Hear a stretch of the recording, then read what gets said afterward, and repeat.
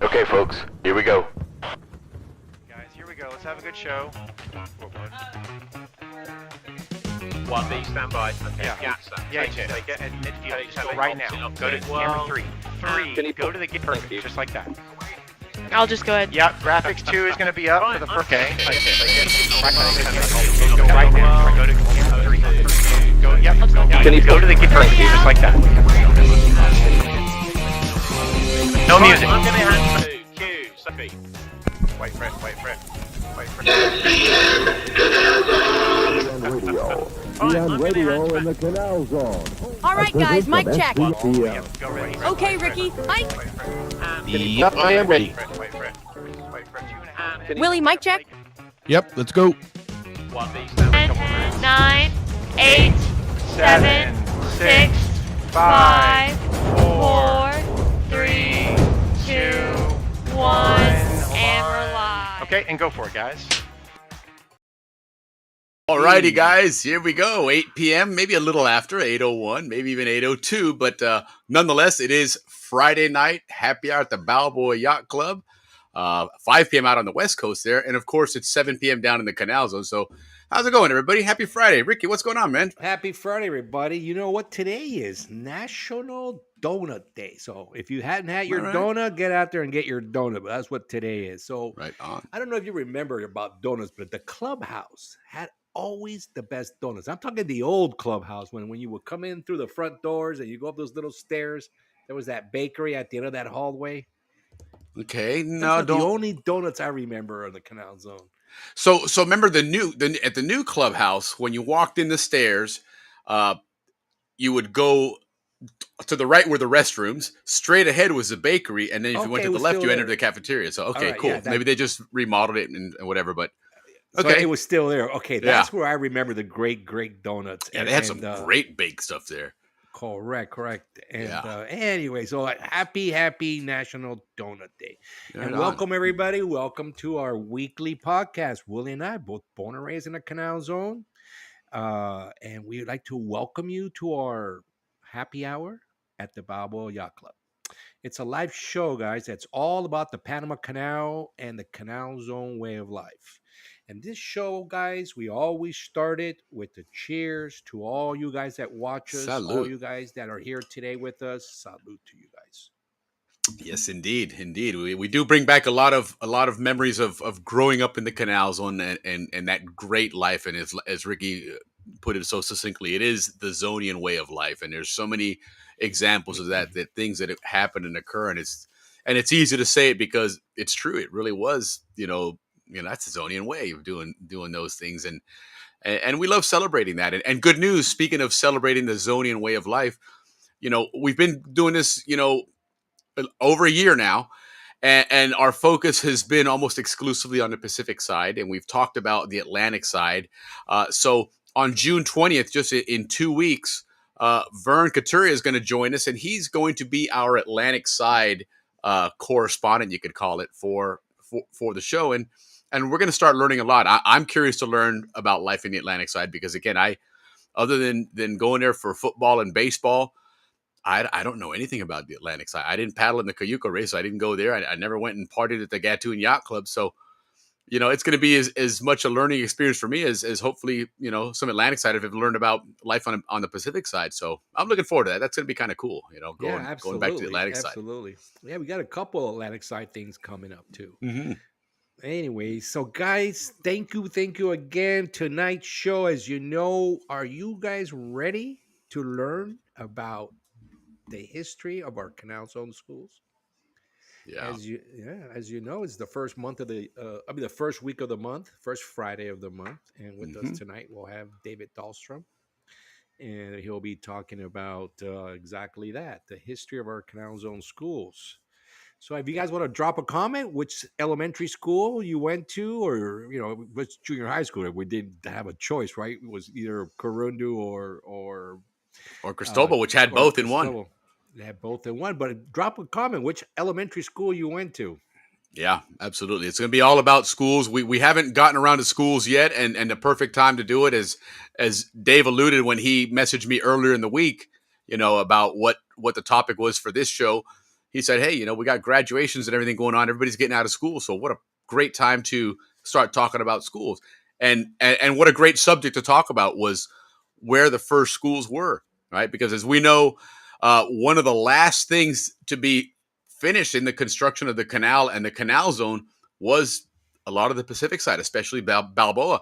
What we know now is Balboa, where Ricky and I grew up on Barnaby Street in El Prado. That was a swamp, a lot of that, or even underwater. Albrook Air Force Base, that runway was all a swamp and underwater and muddy, and a lot of that rock that they excavated in the Culebra Cut was used to create the solid land that we now came to know as Balboa. So there wasn't Balboa High School BHS as we know it today early on. In fact, it wasn't, there was another couple of schools that we went to prior to that, or we being Zonians. But it's going to be interesting to learn what the schools were like and where they were. And, again, perfect timing on that. So looking forward to learning that here in just a bit.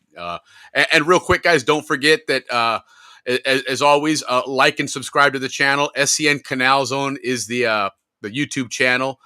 Give us that subscribe there so that we can keep growing the channel and get that algorithm to spread the word more for us. But let's say hello to some friends out online here. We got Mike Hansen all the way from Manizales, Colombia, right on. So right yes. another country that we're being listened to from, which is kind of cool. Chris Jeffries, feliz viernes, hermano. Yes, happy birthday or happy Friday to you, brother. Salute indeed. Rich Martin, salute to you as well. You might as well do another toast. We do a toast to all our friends chiming in here.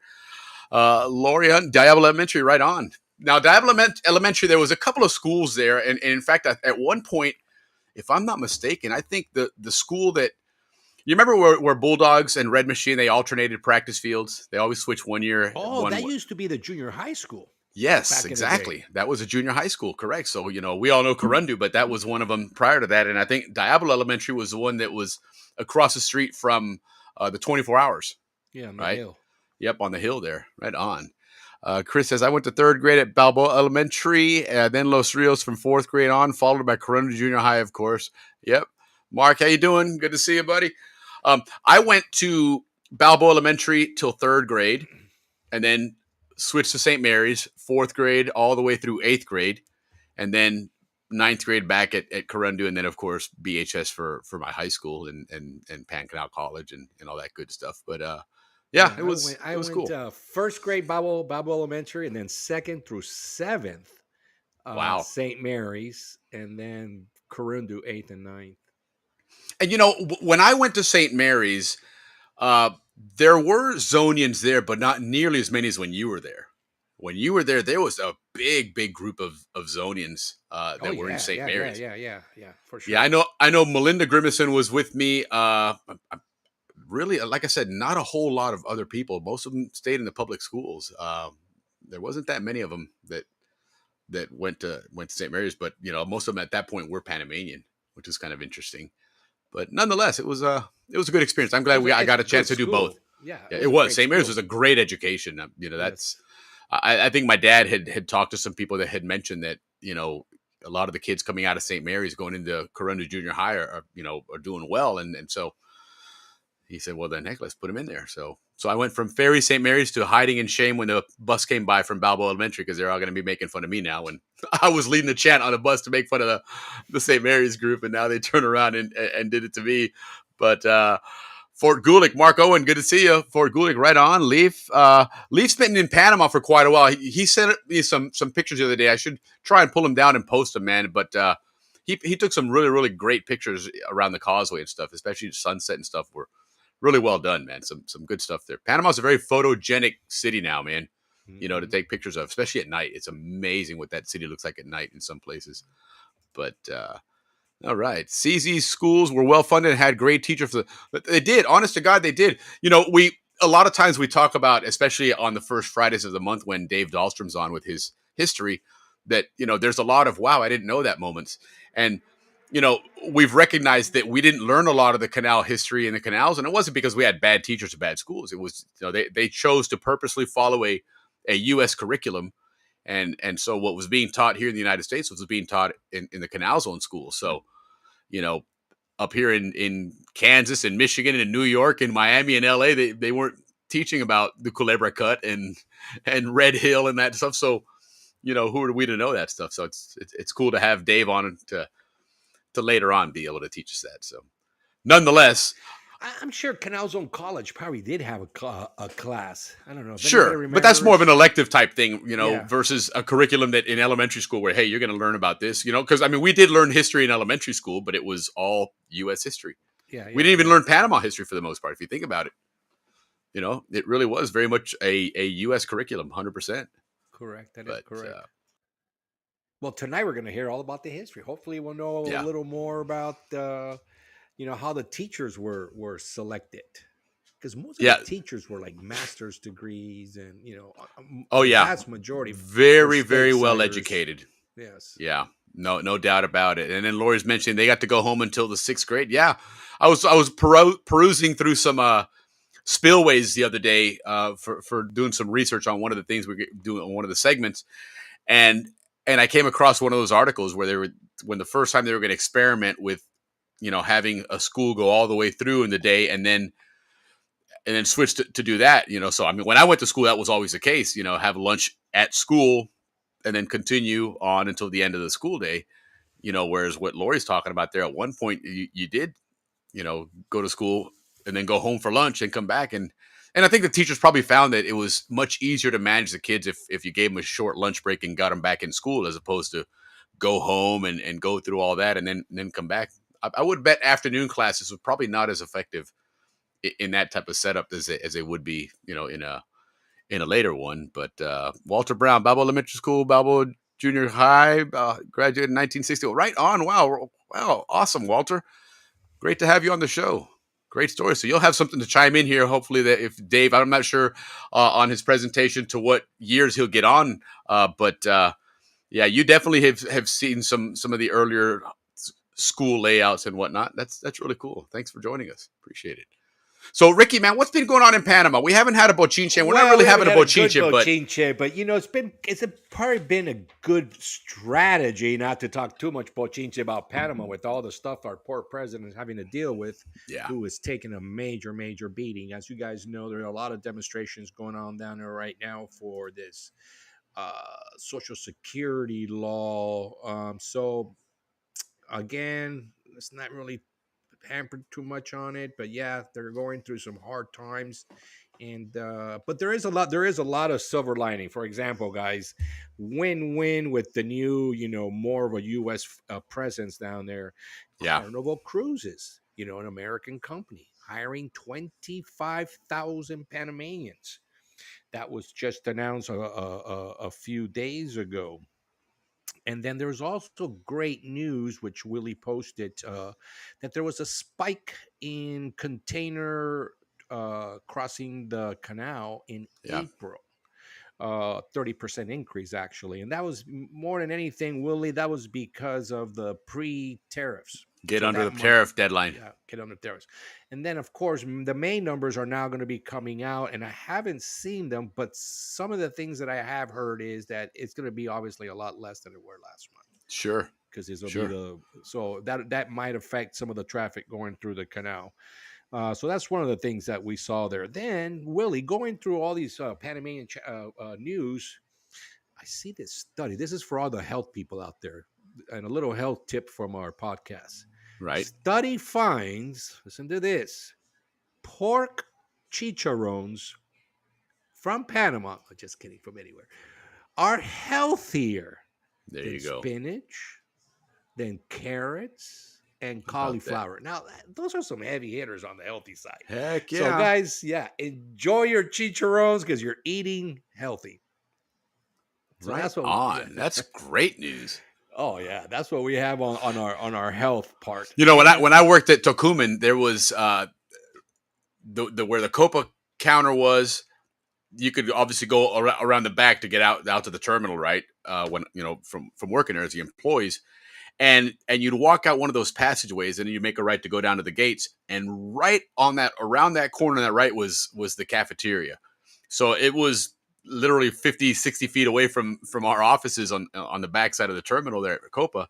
And dude, they had those big chicharrones for a quarter. This is back in 1987, but man, when I was in the mood for a chicharron, I just go back there a quarter and walk back to the office of one of those big chicharron, just gnaw on that thing for 20, Yeah, 30 yeah, minutes, yeah. I man. seen people Oh, put lemon on it. They sprinkle a yes, little lemon juice on absolutely. it, and God, I didn't know. I never knew that that was such a that it was healthy. But anyway, so Yeah. that's what we have on that, and then on our favorite mayor, our mayor of Panama, Meyer, who, by the way, I went had emails back and forth, and I mentioned the podcast, and I am going to try to get him to come say hi to the Canal Zone community. Oh, that would be awesome. That'd be Yeah, he's a awesome. great guy. He's done some amazing things for the city of For the Panama, city man. of It's Panama. And right now, he's taken on 11 major public space projects, okay. beautification projects. So Panama's just going to be really, really, because that's truly the only power he has. So he's using his power as much as he can to beautify Listen, the city. he's making a big difference, and I mean from literally the beginning of his mayorship, I guess if that's a proper term. He started right off the bat, these people that are just absolutely milking the government with cars and all kinds of just Cell absurdity. phones, yeah. Yeah, so he cleaned all that up, and then he's actually literally has helped clean the streets and get them to where it's a place that's welcoming to everybody. You look at what he's done with the patriotic days in November, La Fiesta Patria, and then certainly again for Christmas, what he's done to clean up the city there, and it's just an amazing job. This guy's a really really good guy Yeah. for the city, man. He's done well for them. He's doing well, and I Yeah. mean they're doing. Other people are also doing. The central government is funding a beautification project on Ancon Hill. They're spending like Yeah. $1.6 million beautifying it. Getting the sidewalks to look better and the pathways, Sure. because it's become a big hiking place. Which I've done it all the way up to. You can go all the way up to the flag now Yeah. from right around where the back gate is. Well, the gate that we knew, but there were two gates. The one that you come up for Balboa, Balboa Heights. So Mm-hmm. once you pass that gate a little bit to the left, but you can't drive. You need to park outside of the gate and Correct. walk. So you walk past the gate a little bit to the left. You'll see a road, and then it kind of goes left and then right, and then it go right up the hill. And you can just Okay. follow people. There's a lot of people walking, and you can go right up to where the flag is. And back when we were growing up, that was off limits. And so one of the things Right. that us rugrats used to like to do was to get up there and not get caught. Some made it, others didn't. No names, but Sometimes that worked. yeah. So that was a big thing, is to get up to that flag. I get up there at night, of course, Yeah, of after a course. night at the VFW. Yeah, there you go. Yeah, there we go. So, guys, something else that's been on the news a lot has been this joint, because Panama's been taking a big hit with the whole joint venture, military joint venture. So, one of the ways they're soothing it out, they've been talking about this. It's just because it's been a miracle how they closed down the Darien Gap, but not only Right. because of the immigration, but it was just because it was harming a lot of people. A lot of people were dying on that thing, right? And then of course the ecological damage. So there's been, you've been seeing in the newspapers how that's kind of a miracle that happened, this joint venture between the two countries, how they blocked that. Which Sure. it's blocking it's good for controlling immigration, as we all know, but it also got rid of all the bad actors that were involved in that deal. That we if you follow the show, you know that we've had a couple guys on it talk about what's really going on there. That's Sure. one of the benefits. Was that the other benefit is that they've completely stopped the railroad project that they had between the two cities, Medellin and Panama, and then roads for traffic. They're not doing none of that anymore. So that's all good news. And all those that follow the Darien, there seems to be some, but with the demonstrations, as you know, Willie, there's been a lot of chaos in that part of I've the seen visa. it, Yeah. especially there. But I mean, again, even it's flashbacks of what happened with that mine, a year, 2 years ago now, where I mean, they're paralyzing the whole country now. These guys, that seems to be the method operandi, whatever you want to call it, of these guys now, is to really disrupt the entire country through the highways, because Panama is reliant on ground transportation for everything, and they paralyze and shut down those highways. It just makes life miserable for everybody, and that seems to be what they do exclusively now. Because You know, Yeah. to protest. Well, here's an angle. So, like we've talked about in this show, right? How the Chinese had a model of ruining Panama's credit, so they would take loans from Chinese bank. Correct. Okay, And be forced to borrow more money. correct. So, well, this is part of that whole war going on. Well, now the United States is reversing that. I don't know if you guys have heard of BID, which is a Spanish for Banco Internacional de Desarrollo, or in other words, International Development Bank. And these are the Right. guys that fund big projects. Well, they're making a big. What they're doing is that they're going to provide a $2 billion fund for any international company that is going to relocate to Panama, because Okay, right on. this bank wants to turn Panama into the hub of finance, banking, like it's Sure. always been. Right. And one of the reasons is, Willie, is the following: Panama is going to be investing billions of dollars, right, in the watershed project to make the canal bigger. I mean, the Yeah. water, okay, airports, ports, and tourism. I mean, so in other words, Panama's going to be getting involved with big government projects, infrastructure projects. Right. So the development bank is coming in, the U.S. Development Bank is coming in, setting up a shop in Panama. Well, they're promoting Panama as the hub for this. And one of the things that they're doing, they're promoting it in September, where they have the opening of the next session of the United Nations. Yeah. In New York, of course, and they're organizing this big, great event called Strategic Panama, or Panama Estratégica, and it's to promote Panama in at the United Nations as the place that you want to come and invest and etc.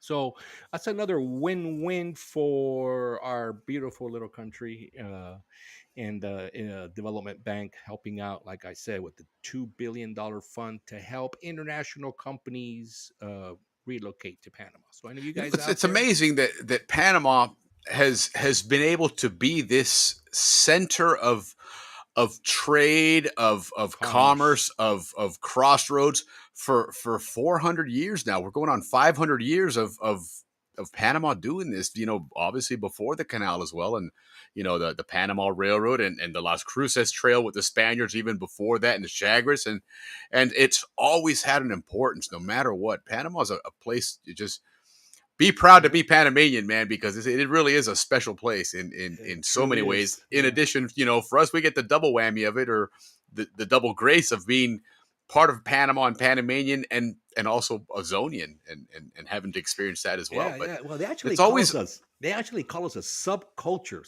of yeah, Panama. That's what I yeah, actually you're call right. the Zonians now. We're a subculture, like the That's kind of lost, cool. like the lost tribes. It is. It is. There's that one tribe at some point you'll have to reference this show to if you want to know about that lost tribe, that subculture. All right, well, Willie, let's move on to our birthday segment. Yeah, we got and quite a get some few. We got happy quite a birthdays. list. Yeah, I got the list. We got quite a list, and thank you. Listen, everybody that sends us your birthdays, we really appreciate that, guys. Thanks. Our lists are always longer now, and for that, we're really grateful. Like we said, when we first started, it was like 10 people. We're always 40, 50 people now. So right on, guys. Yeah, We appreciate it's this, pretty and cool. we do like to celebrate. Remember, we're a happy hour of celebration, so we It is love happy to hour, of celebrate course. with you, your birthdays, with the toast. So let's actually start with the toast to wet the Why whistle. not? Pa This is a long arriba, list. pa abajo, pa el centro, pa adentro. Here we go. All right. on. Well, we got a lot get of it special people to start tonight with. So I'm going to pick the one that is very special. Now, people always say, Ricky, you only say happy birthday to the people that are special to you. I know. But this one's super special. And He doesn't deny it. Yeah. And she came to the Canal Zone right after high school. So her first year in the Canal Zone, her dad was in the Navy, was at PCC. And I met her and we became very good friends until today. I tell you, I still love this girl. Her name is Trish Lowen. And she lived in Farfan. So happy birthday to you, Trish Lowen. And hope you have many, many, many more. So continuing on, there's a lot more. I mean, there's Mike Coffey, one of the biggest names in the Canal Zone. Happy birthday to you, Big Mike. He's also Willie. He donates to all the Canal Zone He's extremely active in the zone. Yes, whenever someone needs a contribution, boy, he's right there. Boom. So right on, Mike. Happy birthday to you. To Amelia McFarland. Happy birthday, Amelia. David Chili MacArthur. Yeah, and real quick, Amelia McFarland, her husband was a Canal Zone police officer, and her son lives here in Tampa, or their son lives here in Tampa, and he's got an empanada place, and he makes amazing empanadas. In fact, he has started. Yes. They have an empanada festival here in Tampa that's become very, very well known. He's the brainchild of that, and he's had a lot of success. And again, he's another Zonian Panamanian, and he reached out to me the other day when he caught a piece of the Canal Zone Police show. And he mentioned, he goes, hey, you should do another one. My dad would love to be on it. I was like, well, we plan on doing more Canal Zone Police shows because that one was very well received. And we'll definitely bring him on. Very good, yes. Yeah, Moving on with the beautiful women of the Canal Zone. Now, this one is super special, of course. Not only because she graduated in 1981, because she lived across the street from me. The very, very, I'm sure everybody here is going to agree, the very beautiful Sherry Cofer. Happy birthday to you. Happy birthday, Sherry Cofer. Yes. And from the Atlantic side, never to forget about them, Johnny Pierce, incredible left-handed drummer, class of 81. Sandra Gaines, this girl from Montana, graduated with me. She always wanted to be an interior decorator. I wonder if she ever made it there. But to you, happy birthday, Sandra, and I hope you are an interior decorator. My good friend from Diablo, Billy Smith, also class of 81. Joe Dusick, U.S. Navy, Balboa High School graduate. Happy birthday. Stan Griffin. This guy was from Georgia, Willie. Little guy. I mean, I swear he was like 5 feet tall, but he was, I don't know. He just decided to hang out with all my group. I'm hanging out with these guys. And we're just like, all right, well, come on, And he was an incredible artist, and he was an incredible guy. Stan Griffin, happy birthday. Right on. To the beautiful Terry Rios, happy birthday. Mike Soper, good football player, if I remember him correctly. Yeah, from the Diablo. Yep, and his sister Karen is a class of 86. Yeah. Those Diablo kids were all tough, man, I'll tell you. Yeah. Pam Snell Grooms, happy birthday, Pam. Happy birthday, John Pam. Trim, happy birthday to you, There you Mr. go, John. Yeah. Kelly Kane Powers. Yes, Kelly Kane Powers, happy birthday. This name, I always say, if I had a son, this is what I would name him, Max. Anyways, happy birthday, Max Stemple. I think that's the coolest name in the world, Max. Gabe Bacot. I hope I said that correct. Gabe Bacot. Bacot. Did we say happy birthday to him last week? His I got brother. It wrong last week. Oh, his brother. Yes. Right on. So two Bacots. Right on. Happy birthday. Back-to-back Bacots. Back-to-back Bacots. Noreen Hansen. The very beautiful and very well-known, very well-loved Maureen Hansen. Eileen Jenkins. Happy birthday, Eileen. Oh, out of St. Mary's. I'm a St. Mary's alumni. Dr. Lama's daughter, Tania Lama. Happy birthday out of Ancon. They lived the house right after there was the field. There was the old laundry in Ancon across from the train station. Then there was the field, and they lived in that first row of houses. On Frangipani, off of Frangipani. All right, off Frangipani, yes. Yeah, and by the way, Max Temple also is a St. Mary's school. Oh, yeah? Alumni. Right. Yeah, Paolo Ameglio, very well loved. Another St. Mary's. Yeah, from St. Mary's, and very loved Panamanian in the Canal Zone community. Gail Schrader, happy birthday to all those Schrader girls are beautiful. Claudia Baldwin, happy birthday. Angie Epperson, happy birthday. The very, very close friend of mine, the very beautiful Kathy Kessel. También está de happy birthday. She's always at the reunion. I always hang out with her at the reunion. Yeah. Juana de Willichek, very, very beloved Willichek family. They're West Bank. From the West Bank. Arabia Greer, love your name. Happy birthday. On. Willie, last but not least, my friend, take it over. Yeah, and this is something a good friend of mine, a Zonian friend. Her brother, we hear from on the show all the time, HB. But Kara Tui, happy birthday to you. It's actually coming up in a couple of days, but happy birthday to you nonetheless. Hope you have a fantastic birthday. Salute. And yes, again, happy birthday to everybody. And as usual, we celebrate everybody's birthday with a fantastic Panamanian Muruga happy birthday tune. So enjoy. Dance, everybody.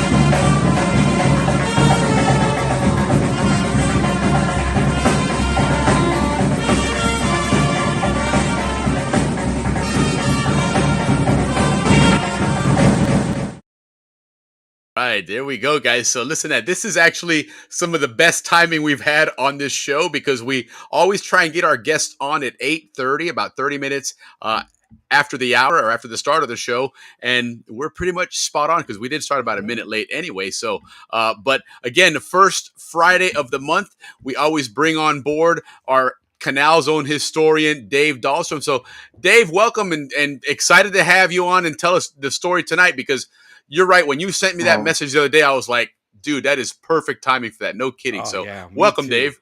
Welcome. Yeah, thank you Dave. guys. Yeah, Yes, yes. this is going to be a good show. It's going to be Canal Zone school history. And, my version of history is not like everyone else's version of history. I Nope, can't just certainly go not. in a straight line, right? No, you So can't. you're going to get a little bit more detail. I do have, the basic, flashcard facts, but I'll just tell you the story now. But I had it planned for one of my slides. But my dad was an educator, Mhm. principal, and school administrator, and when he got his master's degree, his thesis was on a history of education in the Canal Zone. So he has this Wow. book that he wrote, and he gave it to me not too long ago, and it was the first time I read it, and I had to go to him and say, "Hey, you don't have some of the facts right in here." Oh, no. Back then he didn't have internets, right? I mean, you had to use the card Sure. catalog at the Civic Affair Library and stuff. So then I got another book that he had is, and I'll show that to you later.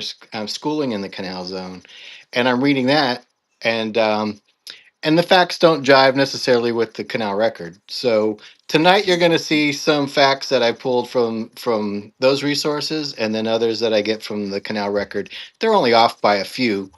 And it Okay. could be a variety of factors. It could be students that were registered versus students that were in attendance. Oh, I got you. Or maybe it wasn't done on the same day. October 1st might be different than March 1st. Sure. And I Sure. don't have that detail in there. So sometimes there are going to be some discrepancies in the numbers and such. But I think I could write a new book and kind of fix some of this stuff. But I'm still trying to put together some of the information. And Well, then of course school's getting out. I'm starting to see everyone's graduation photos going on and stuff, and so it Oh, just yeah. got me thinking maybe I should do my next show on history of Canal Zone schools. And there's so much history too. I'm calling it History Part 1 right because there on. could probably be 10 parts. Oh, Sure. Well, you know I've got what? Maybe August 1st will be the part 2 because the start of a school year was we could another do time that. that We people could are do getting that. pictures. Yeah. So Right on. anything we don't get to tonight because I've got way too much stuff. And we typically miss the July one anyway because of the reunion, so it would make sense. It Right. would be the next follow up anyhow. Okay. So, but anything I miss, if you guys can put in the comments what you want to hear, what you want to learn about, Oh what yeah, right on. what puts you to sleep in class. We don't want to do that, right? So I let's go on to the next slide. And Sure, absolutely. yeah. Let's go ahead and kick this So off it's just here. my agenda here. I can't see what you got on the screen there. All right, there you go. So I always do a famous Zonians. So I'm going to do some of that tonight. And then also I'm going to waver just a little bit, and I'm going to do famous Zonians Family Edition. Oh, right on. And then I've got some Where Am I, What Am I? And because everything is kind of random tonight, they kind of mash together. So there's going to be some of both. And then we'll end in with the history of Canal Zone schools, part 1, Part or I 1, should right on. say, period 1, right? Yeah, there you go. There you First go. period, yes, for sure. Okay. So famous Zonians. Which Okay. Zonian just drove their RV to Panama? Hmm. Which Zonian just drove in their RV to Panama? Interesting. And I can relate to that in the opposite direction because in 1978, uh, we drove up in our 40 Econoline van pulling a camper all the way through Central America, through parts of the West, all the way up to New York. So I can certainly relate to Yeah. that. Well, this one's special because we talked about this recently. Okay. So this is a little bit of a gold star for this Zonian. All right, All so let's right. go on to the no answers. Uh-huh. There All we right. go. Look at that. Vern. Wow, right Look on. at her. All Look at He's right. on just. So the. Vern gets a gold star. He wrote He's in this week yeah. in his Facebook that he was driving by here and took 15-minute detour to go see Panama. You How remember talking about about that? that? Panama, Village Nebraska? of That's right. Oh, That That's you right. got is. us again. You're right. We're not paying attention there, David. That's right. That's right. hmm Fantastic. Look at I that. didn't say who drove their RV to Canal Zone. I said Yeah, Right, who you you did drove sure to say didn't. that. Panama. You You did sure say didn't, that. man. All right. So I But and I that was, told people if you ever go there, you got to post your pictures. So and there it is. I saw that. All right. That's awesome. Good for you, Okay. Vern. Yes, Mark. All right. So this one, We skipped it because we got so excited to bring yeah, David on right at that 30-minute mark. So yes, you're right, Mark. We did skip the song. We all right. sure did. We Ah, sure did. you can We'll have play to it get it now. on the next one. All right. So this famous Zonian, we've had him on the show before, and this is a dually. This is Who Am I and Where Am I? Okay, well, it's probably not Florida with those mountains in the background. I can tell you that right now. Yeah, Um, that's not the gay yard cut. yeah. I don't know if And they would have done and that one. he's wearing a parka, Okay. very heavy snow Yeah, certainly. attire. But this is a famous Zonian. We've talked about him many times. A famous Zonian. All right. Okay, well, Okay, so let's go to Gold the next clue. Falls. Next clue. has a monument commemorating an 1889 discovery at Glacier National Park In Montana. in Montana. Wow, Okay, December well, 11th, 1889. Well, that's my wife's well, birthday, but um are No. we All getting right. Well, let's next? go to the next. Let's go to the drawing next a one. blank here, man. You are stumping the panel here. Found secret mountain pass for the Great Northern Railway. John Frank Stevens, get out of here. Out of here. You got it. Wow. Wow. See, I don't think of John Stevens as an explorer.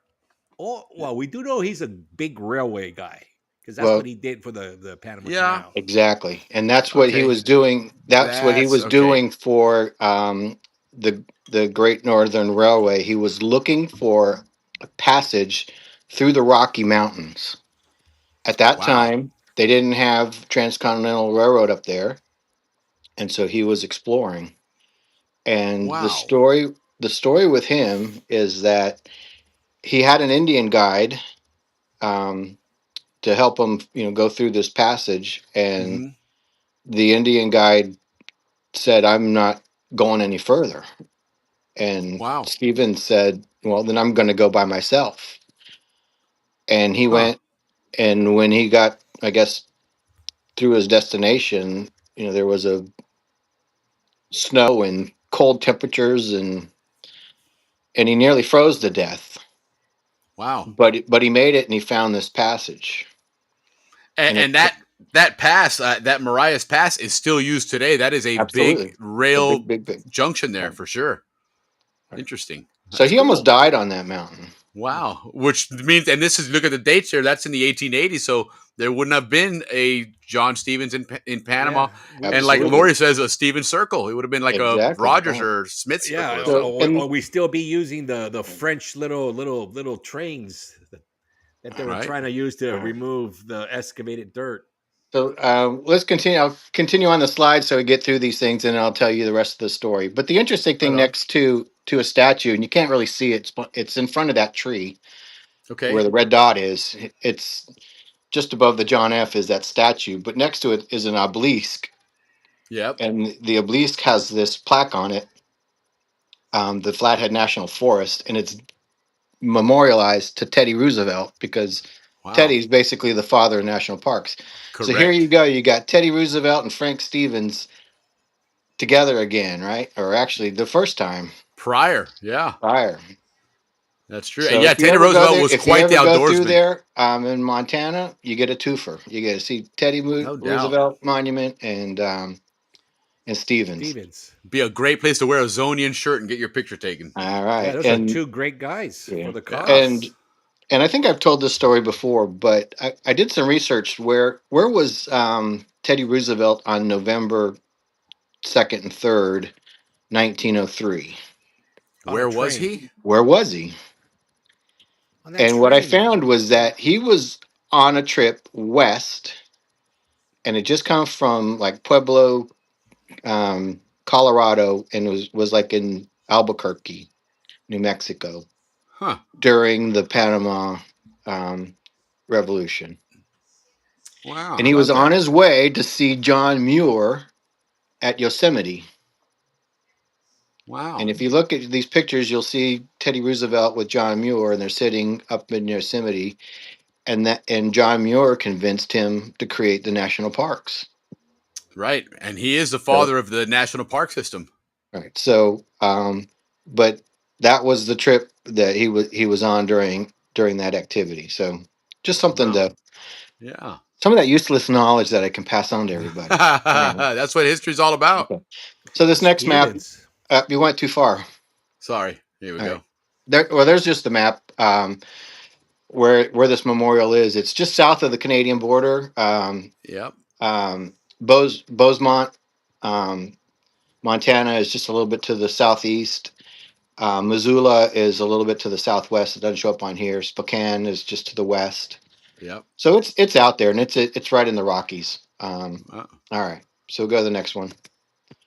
And so when Stevens was in Panama, and Teddy Roosevelt came to visit, they met. I don't know if it was the first time they met, but they did meet there.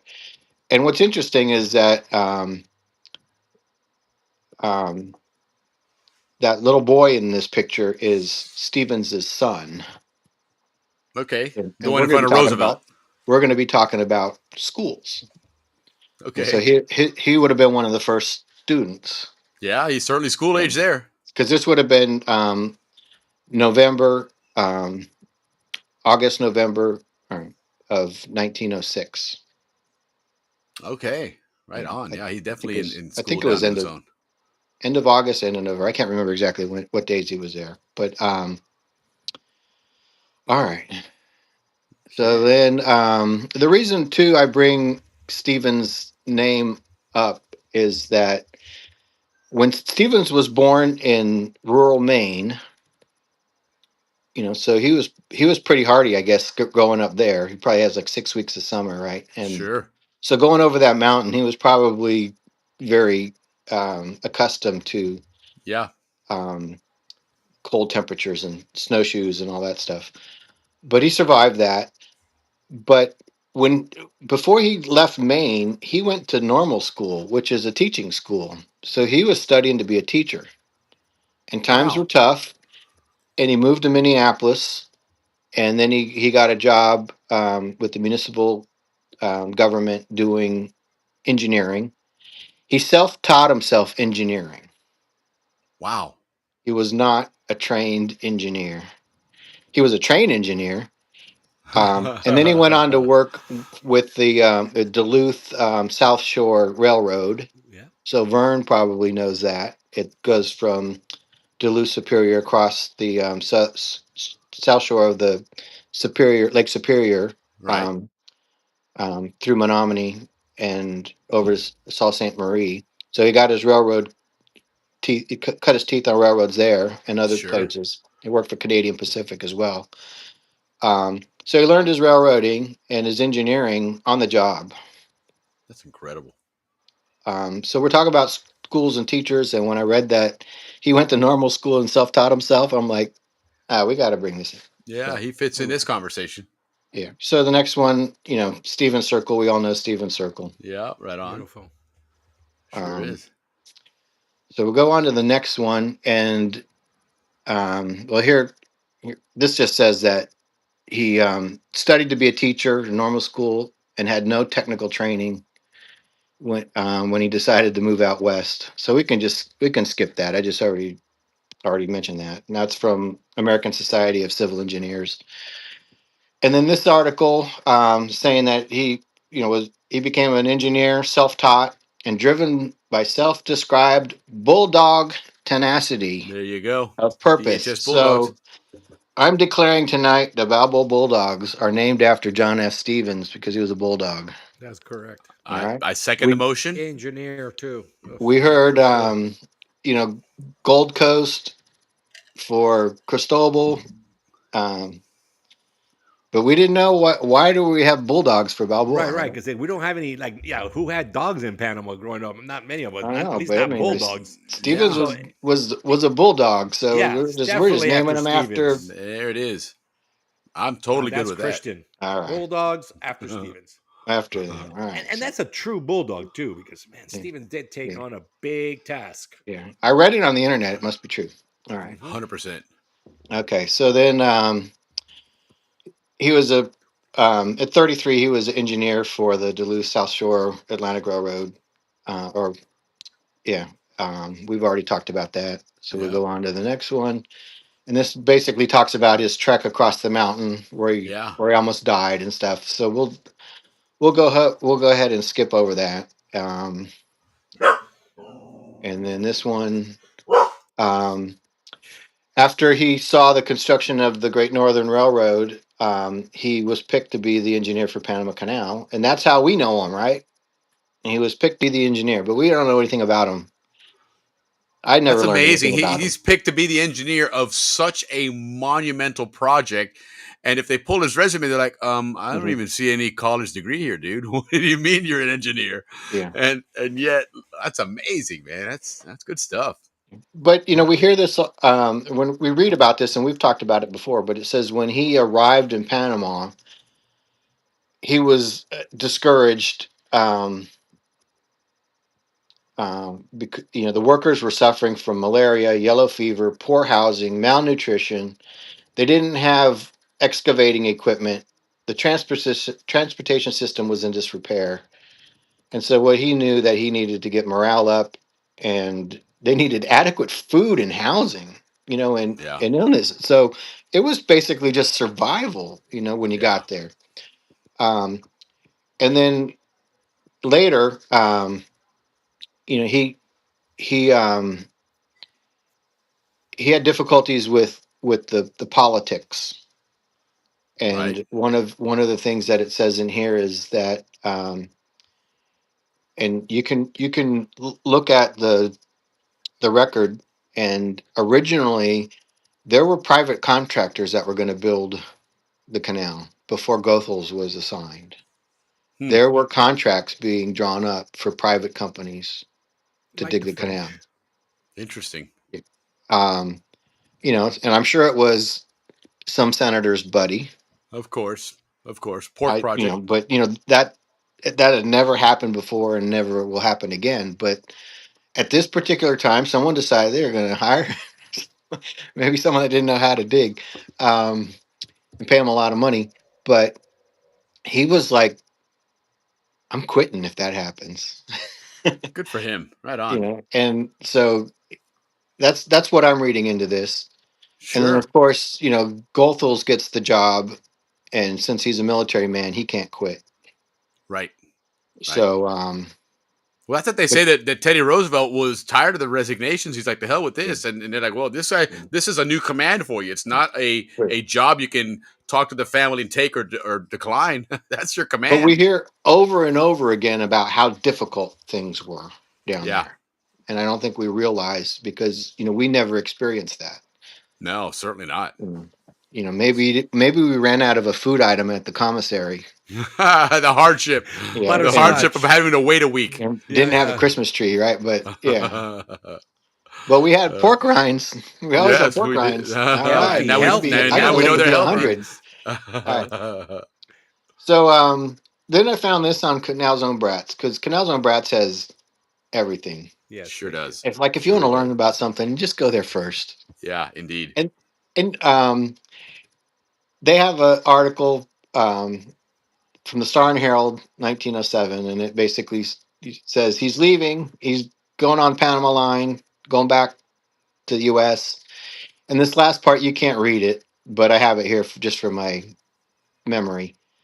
Is that it said that right before he left, when all the workers found out that he was leaving, they had two journals, and just every worker that wanted to sign that journal and send them a message wrote in those journals. I guess there was probably one Atlantic and one Pacific or something like that. Sure.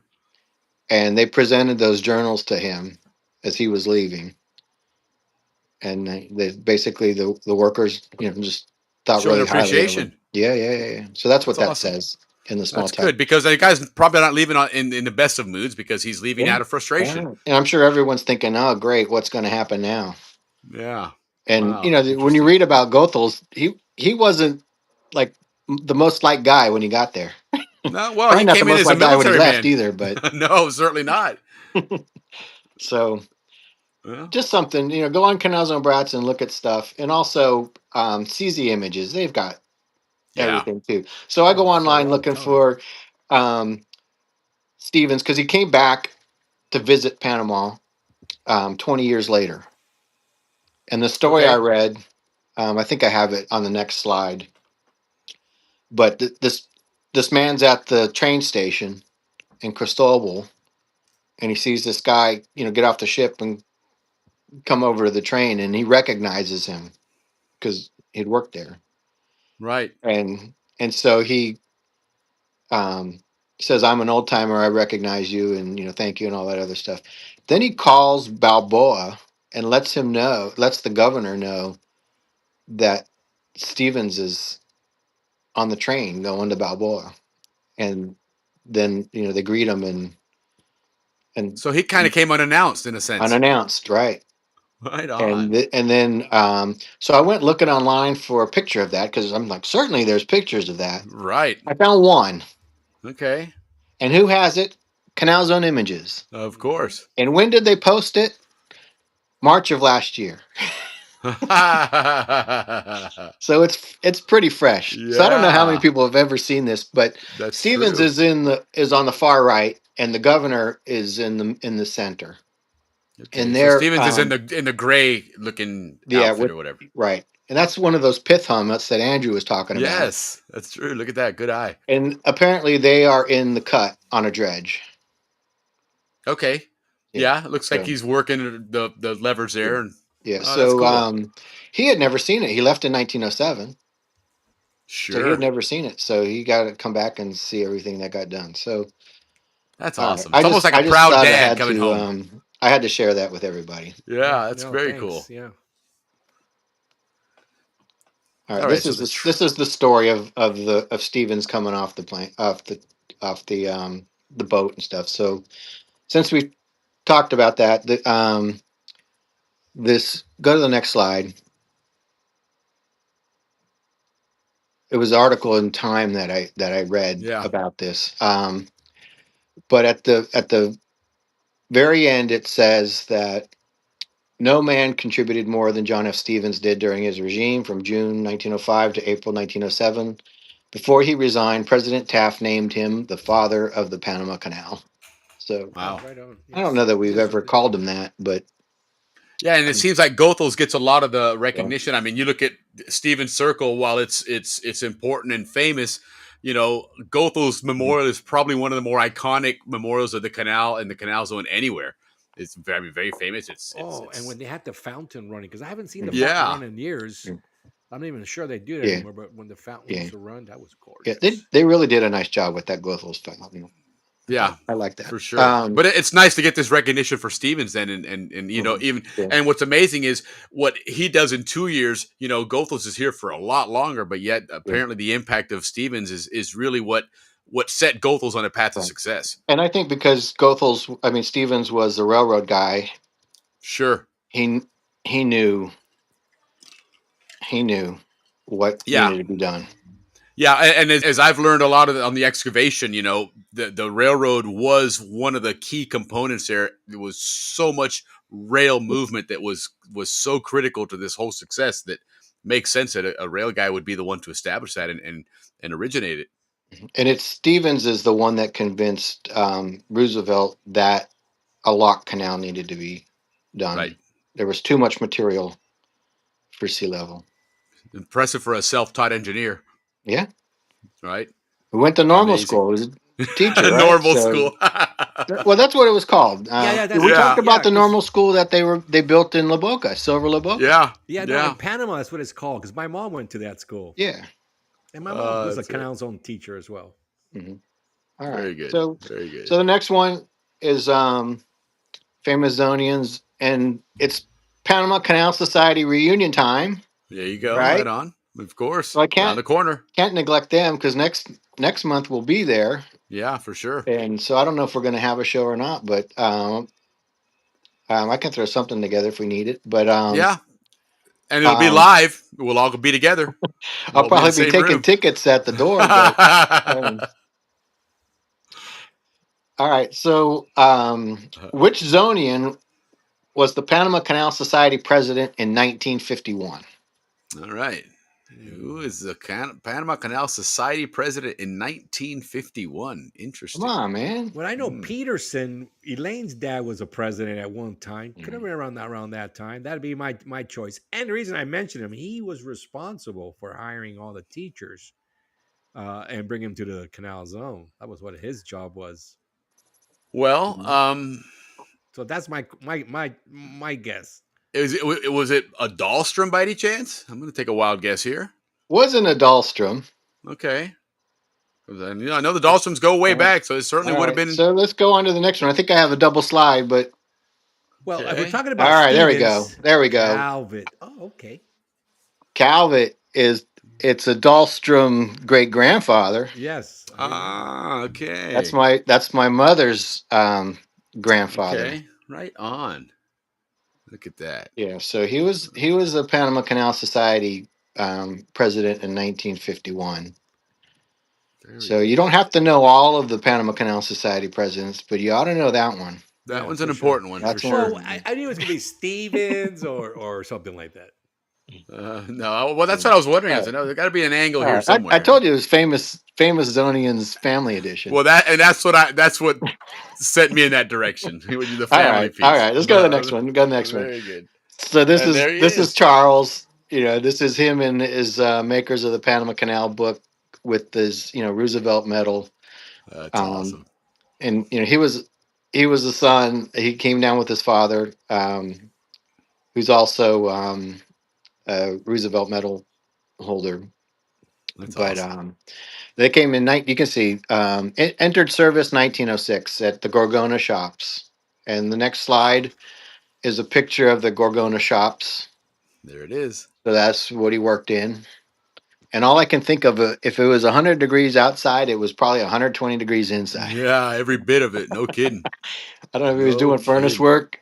He was Boilermaker too. So, there Oh, probably were for some hot sure. furnaces there. Mm-hmm. All right.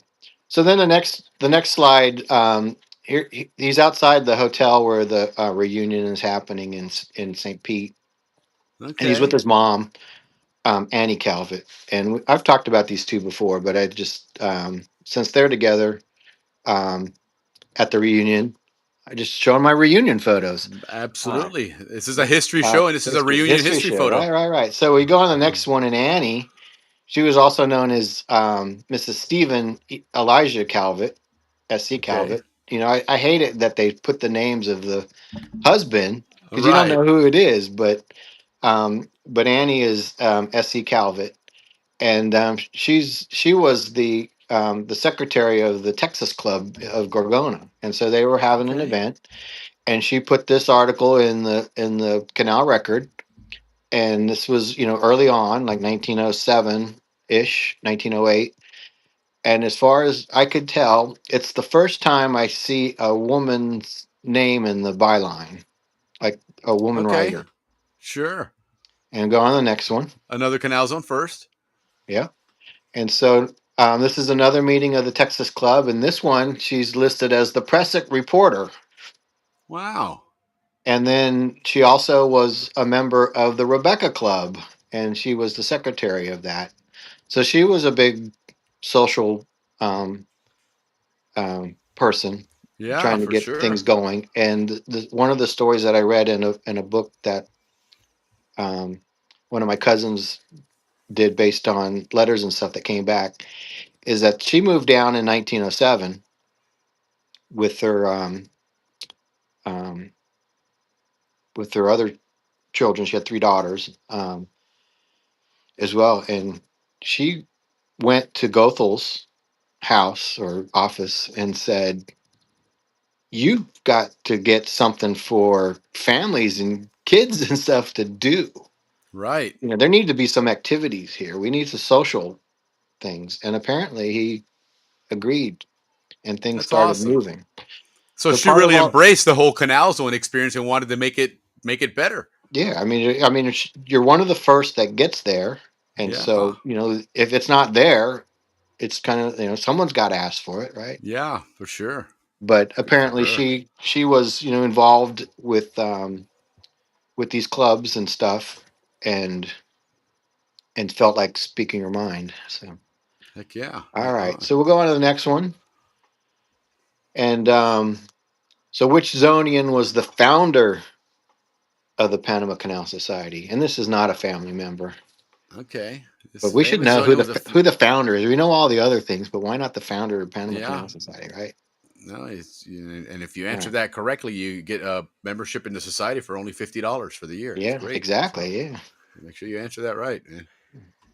But all right, let's see who that Okay. is here. All right. So his name was John Warner, John F. Warner, and he's the guy Okay. circled in the blue, and Okay. the guy behind him in the red. That's my great grandfather, and back then he was vice president the year before. Oh, right on.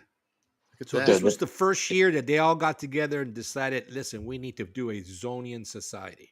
no, they did it in the 30s, I think. Oh, in the 30s. My Yeah, goodness. you know, I actually don't know when it started. I We're gonna think it have to was find that before. out. I think it was before. Okay. Um, I actually want to say I've read where they had like Panama Canal Society of like Washington D.C. or you know other places. This was Panama Canal Sure. Society of Florida. And you know, I would assume that back then a lot of the people, as you were going down to work on the canal, they were probably recruited almost in groups where word spread throughout a town or a region that Panama Canal is hiring. So a bunch of people from that area would go down there, and then a lot of them, canal's done, it's built, congrats, Yeah. they head back home. But they want to celebrate that era of their life, and so they put together these regional societies like this. That's pretty cool. All right. So this next slide is going to ask if you knew what hotel the the reunion was held in. I think I got my slides out of order. In St. Pete. The first reunions were held in St. Pete, Right. and that's Correct. where the headquarters was for a long time. Um, but I found that in the article that we just passed on, it says it was the Hotel Sereno, Okay. and this is what it looked like. Interesting. And Yeah. go on to the next one. It was a fancy hotel. It was pretty swanky for its time, and that's what it is today. It's just a marker. It's no longer Ah, there, and it's been okay. replaced by the Florencia, and it's a high-rise condo, and it's located at 110 Beach Drive Northeast in St. Interesting. Petersburg. So if you're in St. Pete and you drive around and you pass by 110, that's where the reunion used to be held. Yeah. And you could say, "Gosh, it used to be in my backyard. Now I got to go all the way to Right. Orlando." There's some old Zonians that used to sit right here. Yeah. And I've my never great went to grandfather used to Tampa. live in St. Pete. Yeah. Oh, okay. So yeah. That makes Yeah, I sense. lived in Clearwater one year, so I know the Yeah. area a little bit. So this Yeah. is my slide out of order. Is which hotel hosted the reunion? But there you go. Now you know the answer. Yeah, if you get this one wrong Um, now, you The ain't paying attention. Sereno. Yeah. yeah, I And think pay I got a attention, couple guys, because that slides. might be on a future Kahoot. Pay attention. We might have a Oh, Kahoot at the reunion.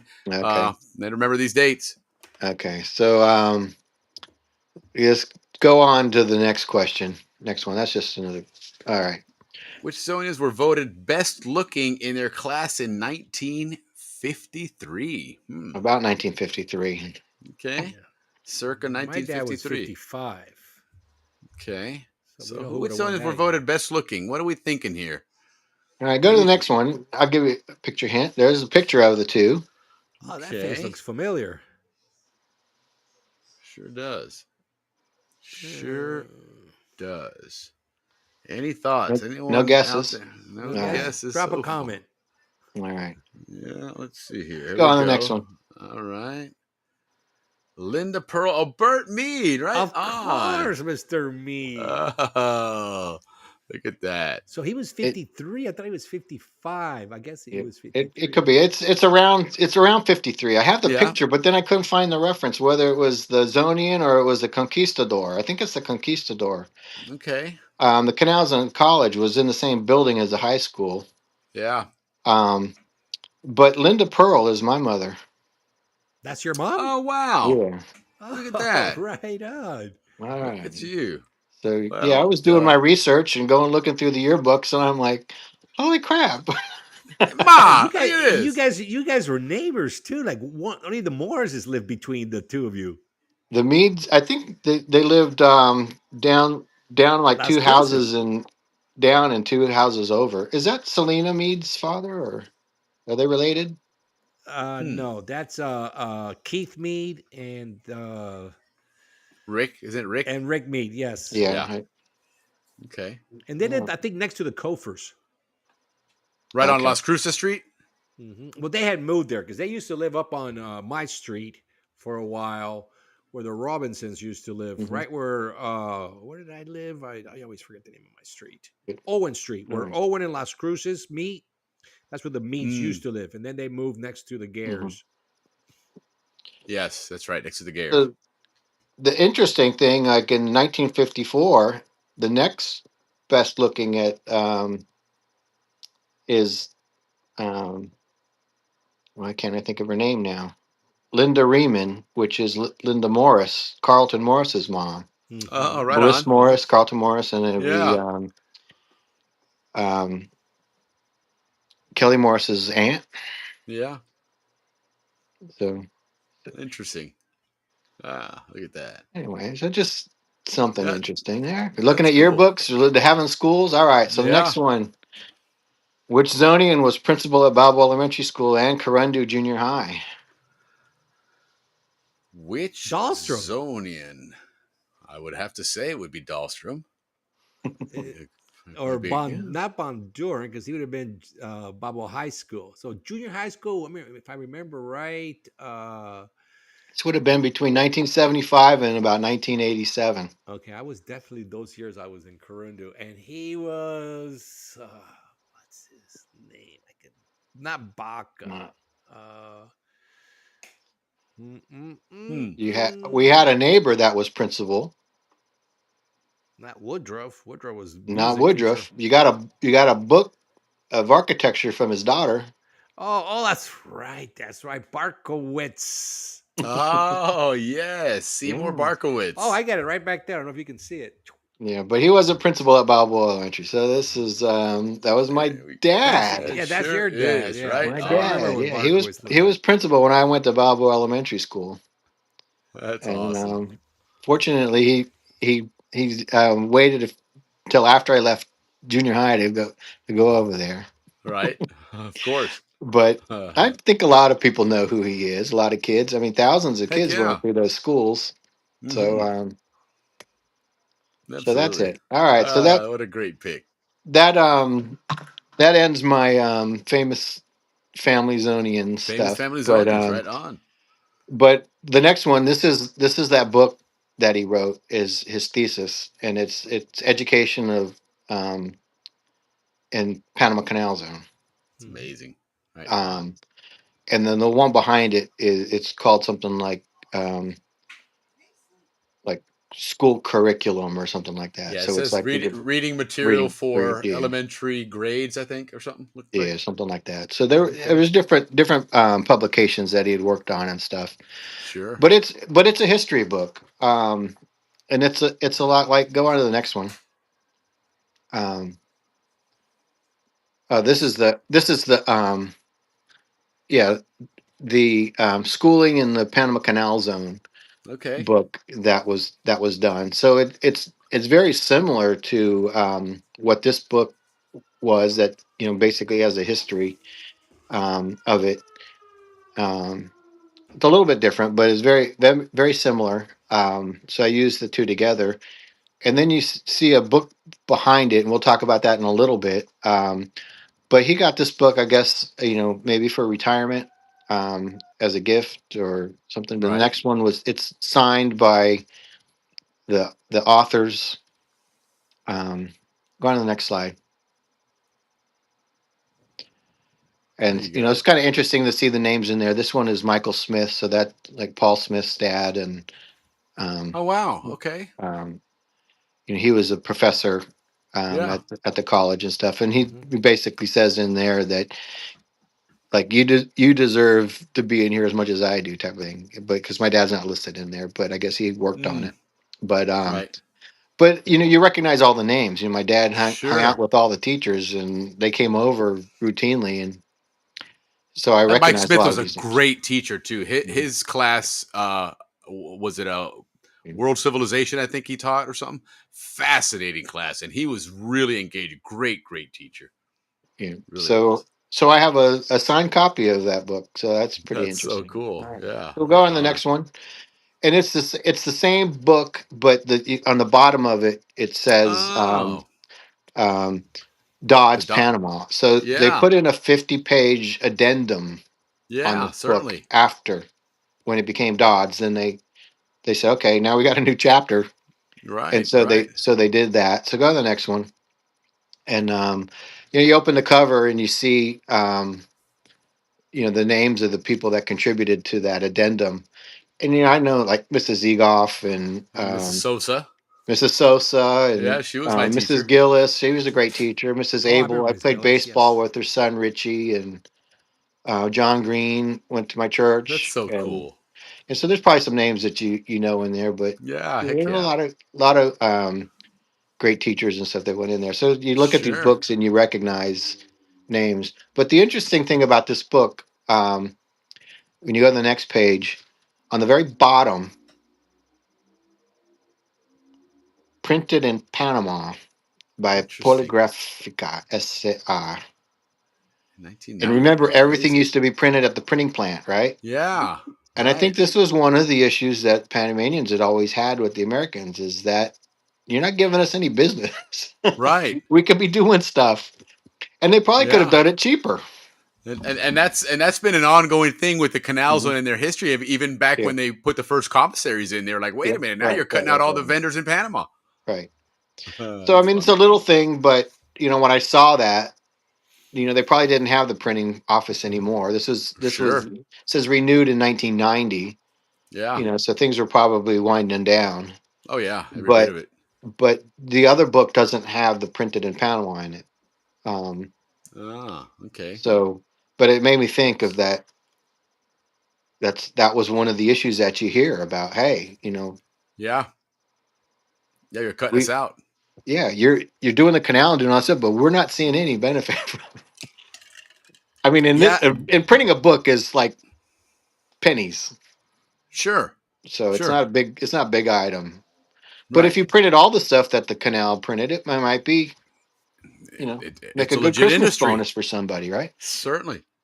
Add a few more workers. All right. So then the next one I wanted to show is this man dancing in the courtyard at the Balboa Elementary School is my dad. It sure is. Look at him And doing the one of the jig. things that we used to do, and I just kind of assumed that everybody did it, um, but he used to have cultural events at the school. And so, like this Wow. one, they brought in a dancer, and he's out there dancing the tamborino.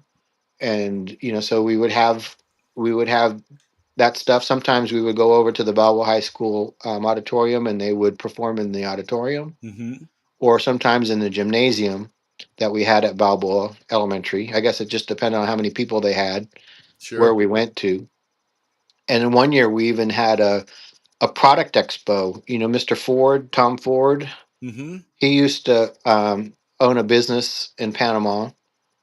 Um, and so, like, he had a number of products, but we had like Coca Cola Panama and, um, other companies that produce stuff.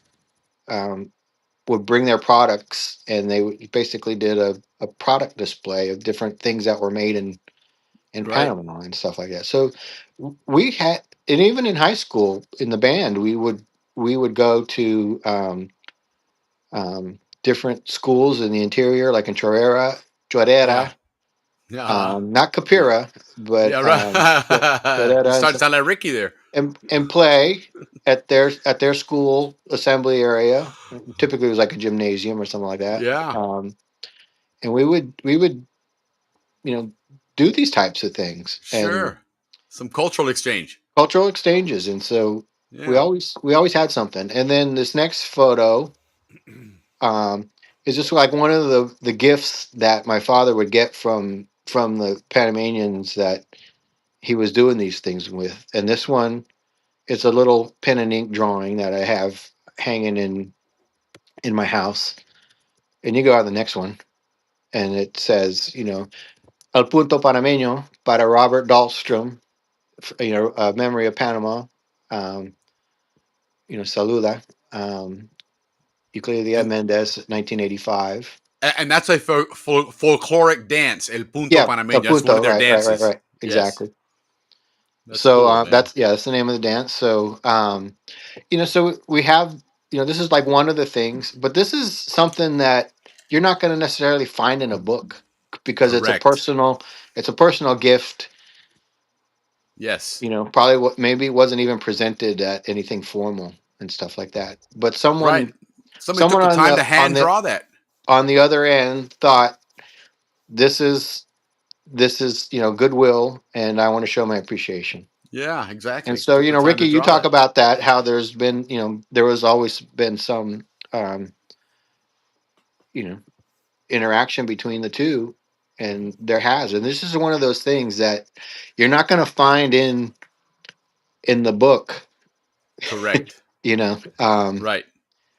This So is a that's story where that's I'm handed different, down. and the history is a little bit different in my version because you get the personal stuff, right? Yeah, you get All the right, so we'll family go on to the component. next one. And so, like he even had like Rod Carew. He was Panamanian, but he would come to the school and do clinics for the kids on baseball and bring like Rennie Stennett or Omar Moreno or other Yeah. things. They'd come and they do this. And so this one is like to Robert. Thanks for teaching the kids and stuff. But there were always these things going on. Kind of outside of class, but we would do that stuff. It's funny that there's a lot of professions out there that get so much recognition and notoriety and fame, and one of the ones that really plays the one of the biggest roles in everyone's life, but it's only these personal recognitions you typically get out of those, when in fact, to that point, your dad is helping bring these cultures together that have been side by side for 50, 60, 70 years, Mhm. and yet they don't know each other until something like that occurs. And again, it touches these people in such a way that they feel compelled to Mhm. say, I want to recognize this and Yeah. take the time to write something for it. Right. Yeah, you're not going to find that in a history book, but that was as touching and as Mhm. important to that community as anything you find in a book. Yeah. So I know It's we always awesome. look forward for those guys coming and stuff. So then Yeah. the next one is really interesting. I have to share this one. This is a gift that he got, and it's a copper Symbol. tin. It's big. It's heavy. Right. It's hand forged. And this is from Institute Justo Arosamena, Okay. and it says, Crandu Junior High School, thank you. And it has all the names of the students that are on there. I think Willie, you could probably go to the next one. I zoom in a little bit. And so there's the little medallion, and it says Yep. Justo Resamen on it, and all the students' names. I imagine the students are still around, but the title of this students exchange. Wow. Remember students exchange, but the letters are a little bit close. Right. It's all Yes. one. Oh yeah. Students exchange. Yes. Ah, that is funny. So you have to be really careful. This Yeah, is original. absolutely. So I don't know what Spacing they were matters. doing in 1985, but hopefully it was Well, just a students exchange. yeah, that's what I'm hoping it was. Otherwise, So it would warrant something more than just a copper tin, I guess. But yeah, but that's all right, hilarious. okay. So next one, where am I? Where am I? All right, here we go. Where am I? Okay. Oh, I know where that is. Ricky, we know where that All right. is. Yeah. All right. Anybody else? This Yep. this this came up on Wikipedia as the best school in the Canal Zone. I agree. Can't argue. Can't argue. Cannot argue that. There And you let me tell go, you what. guys. Keep calling us Fairy St. Mary's. We were the Saint best. Mary. And you know what's in that picture, that road, wherever that cameraman is standing from. When I was there, that was those were how they were those wooden apartment buildings, Yeah. right? The multifamily houses, and that was our track Yeah, for that's timing our to make the track. track team. That You was know, our we would track. run on that was our road right field. there.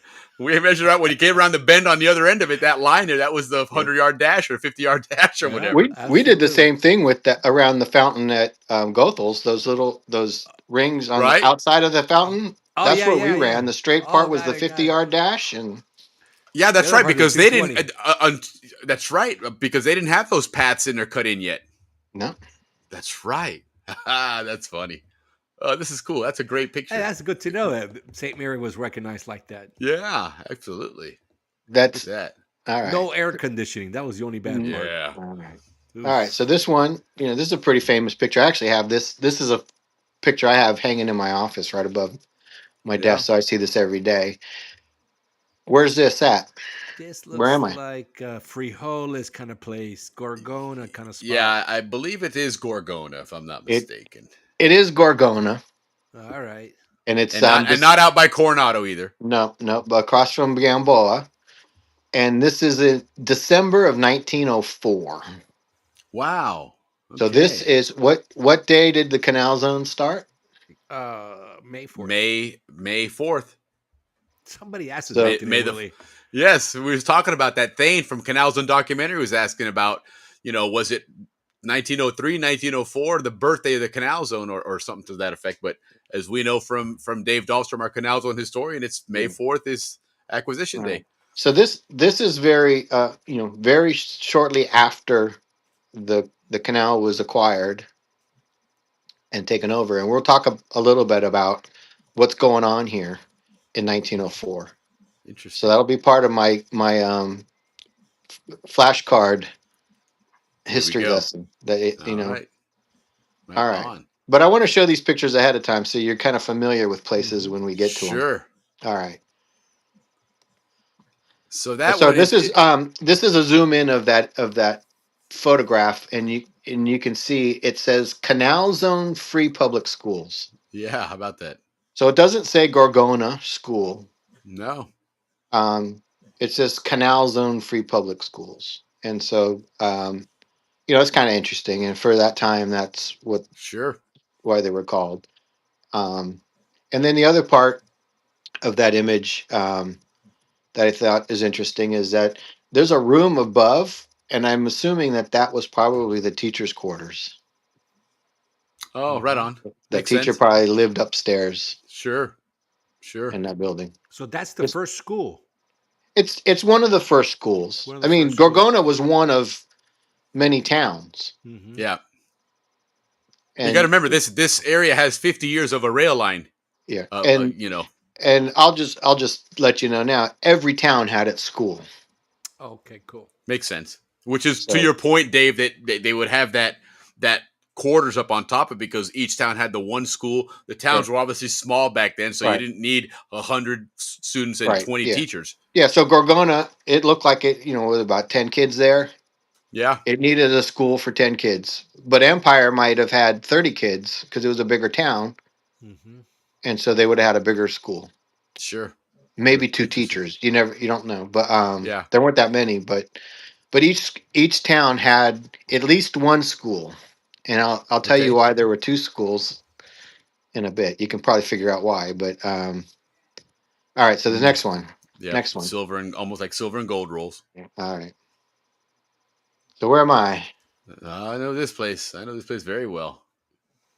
Didn't have those banners on the wall when we were there, but No. No, and But- it's Panama still uses that for many of their ACP functions.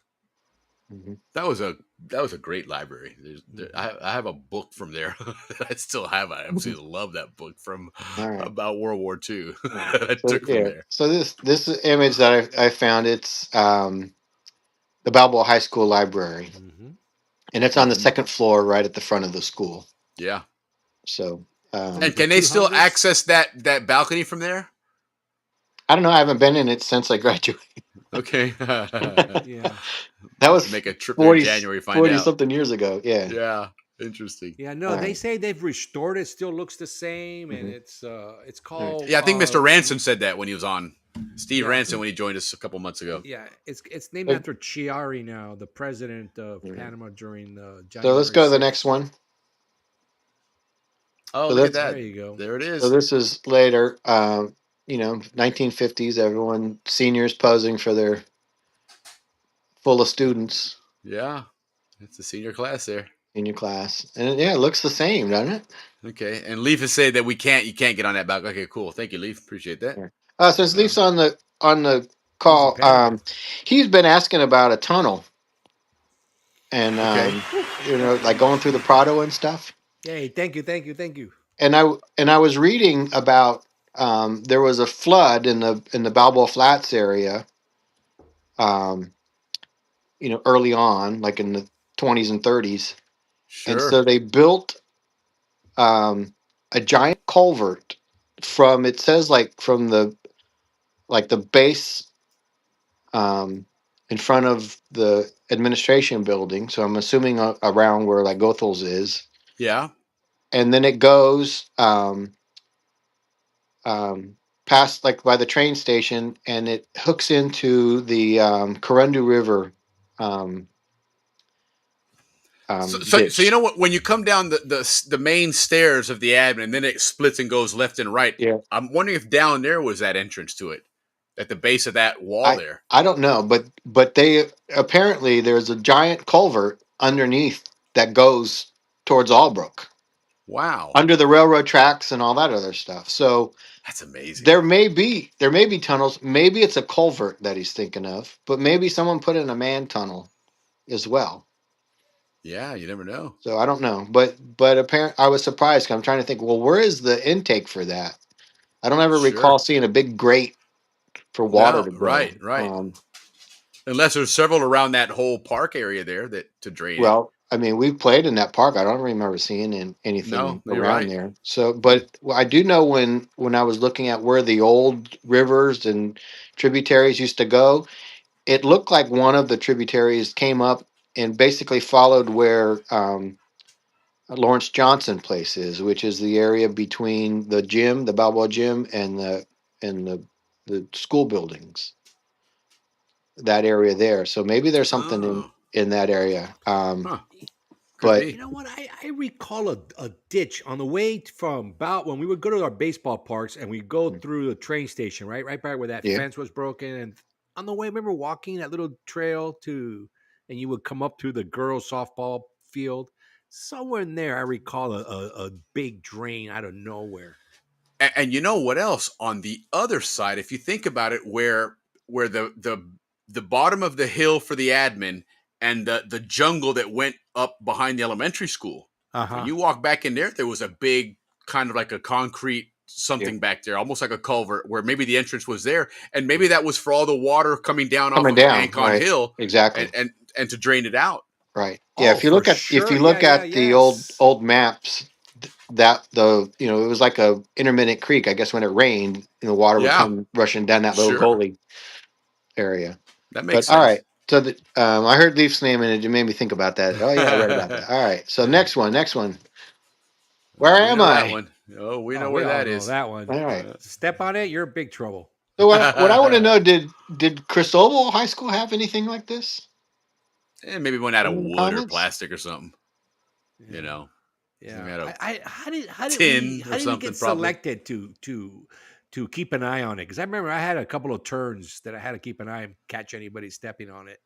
Do you guys remember how you were Yeah, the selected for seniors. that? I don't know how you were selected, but I know that was a thing. The seniors would make you polish it if you stepped If you on it. stepped on it, yeah. Huh. Yeah. Okay. I had That I was had that was that I was a had to good throw it in tradition. here. That's not in Heck the yeah. book. It's not in the book. Right. So But that's iconic. If you went to BHS, you know you exactly know what that exactly is. what that is. Yeah, for Exactly. All sure. right. I love Okay. it. All right. So what's this thing? I remember that building. I'll let other people answer. But it's the Balboa, right? That old building next to Balboa High School, which used to be the college, right? Exactly. It used to be the college, but it also apparently this is titled Balboa Junior High School, Right, right, right. and so Interesting. it used to be the junior high and as well. But they tore it down, I think, in the late '70s or mid Correct. '70s, Yeah. mid By the time I '70s. got to Balboa, it wasn't there Yeah, anymore. I remember it as a kid, and then it went. But I have to tell you that those windows that you see on the right side, I'm assuming those are the ones that look onto Balboa Stadium. Correct. Right. Where the buses line up. And in the '40s, the Yankees came and played some exhibition games there at Balboa Stadium. And apparently, Joe DiMaggio hit a ball, and it went so far it broke the window in one of those Wow. That's buildings. amazing. God, what a cannon. And the ball does not travel in Panama. No, heck no. It's so There's damn no light humid. air, right? Mhm. So that Wow, was no a kidding. hit. Apparently, it hit it so far it broke one of the windows in that building. Right on. Wow. So, all right. You know, Johnny McGee always tells me a story that his dad saw what was the actor from what's that, maybe Gunsmoke or something. Apparently that guy was quite the baseball player before he got into acting. And he went down to Panama and hit some kind of towering home run, you know, similar to Like DiMaggio like that. Will Arnett or something like that. Yes, yes, yes. Arness. Arness. Yeah, that's right. That's funny. That's cool. All right, so let's go on to the next one. Cristobal had a large bell. There you go. There you go. I would say Diablo. No, but it's missing the bus stop in the front. Well, I would go with Diablo. Yeah, this was listed as Diablo Junior High School. No, no shit. Right on. And where is that at? I don't know. Wouldn't that be the one where we played football and then they built the concrete part on the back? But I Yeah. don't remember it having like a hill like that. It almost seems like that's up on an elevated area. Yeah, I think I'm they not flattened exact. it I'm out not. and made it the park, the bus where the buses would park. Maybe. Mhm. Interesting. Interesting. Right. Oh, But well. yeah, these aren't that old, but like we don't know what these are. You know, we don't. No. Yeah, So looking I at that just car thought, there, you're right. That's show not that some of old. this stuff that. In the 50s, yeah. Where are Heck they? yeah. Yeah. All right. Let's go on to the next one, and Oh, that was definitely Diablo Yeah. because of the hill. That was a beautiful little campus. Yeah. So if you were looking to the right of that, you'd be looking at the 24 hours yeah, at the clubhouse, right? at the clubhouse. Yes, correct. Mhm. I love those cars, man. Those look old. They Yeah, they look like 30 40th. years older than the building. they sure do. But that's Diablo. That's the It's probably newer, Diablo brand new. That Heights. picture's yeah, probably brand new there. You know, that right. building. And That's funny. maybe it replaced that other one that we just saw. I don't know. Sure, could be. I don't know. I'll have to read the record and find out. But I don't know the history of it. Okay, so this next one, where the heck is this at? That looks Howardish. It looks. I will tell familiar. you that there's a building in this that you just looked at So in the background. oh, so it's the back part of Diablo, It is. the concrete And part. I think this is when we used to practice football at Diablo. Yeah. Yes. At one of these ends, I think the locker room was at. I On the think other it's on the end? opposite end of this. Yes, and Yeah. I think Ricky might be right. Maybe they filled all this in. Although I don't know. 'Cause Well, they didn't fill in the practice field. That was the worst field ever, man. It sure was. God, it sure That was, was man. that was a swamp. That was a swamp, yes. God, and we used to have to carry that cage. Thank you, Chris. Thank you. Yeah, we used to have to carry that cage, you know, from at the end of the season to the other field. You know, Yeah, my because the senior Bulldogs year, own that cage. Yeah, my senior year we practiced there. All Yeah, right, so it let's was. go on to the next one. That's great. All I right. love this photo, Yeah, it does say and Cristobal. and yeah, I didn't But it hide says that. New Cristobal, Hmm. but I don't see the swimming pool and the field and all that there, and so where is that at? I'm not a big other side. I don't know. Here, I would say Ray. Well, if you remember when we played Margarita. football, when we Yeah. played football and baseball, you know, you had the field, you had the pool right across next to it, and the bleachers, the stadium. All right. Well, go to the next one. Okay. Same building. Hmm. Wow, just a lot of palm trees and stuff there. Yeah, great architecture too. And you Isn't it notice great it's very architecture? similar to the architecture of Balboa Elementary without the middle piece there. Exactly. Those arch columns. Balboa Elementary was 3 stories. This is 2 stories, and Balboa had the courtyard. This has patios. But Right. we talked about this before. In the 50s, the Canal Zone reverted lands.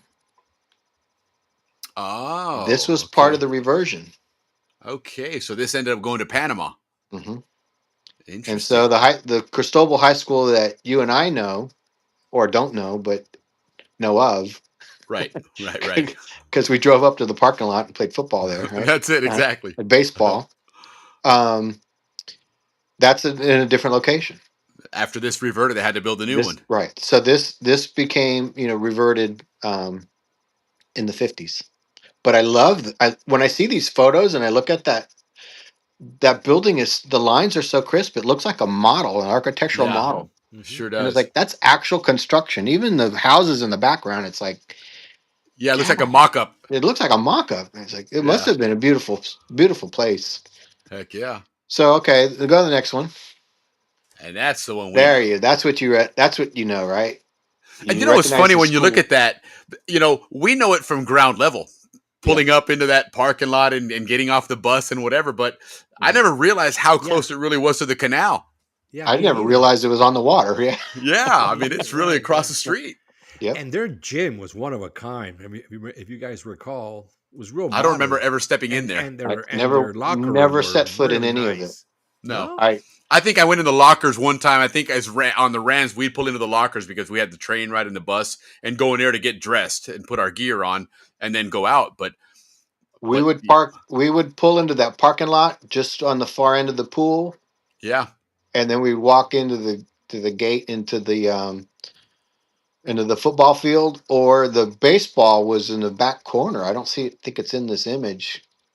It right. was like it was hidden, and so we Yes. parked down there, and that's it. I don't ever remember seeing a locker room or a restroom even.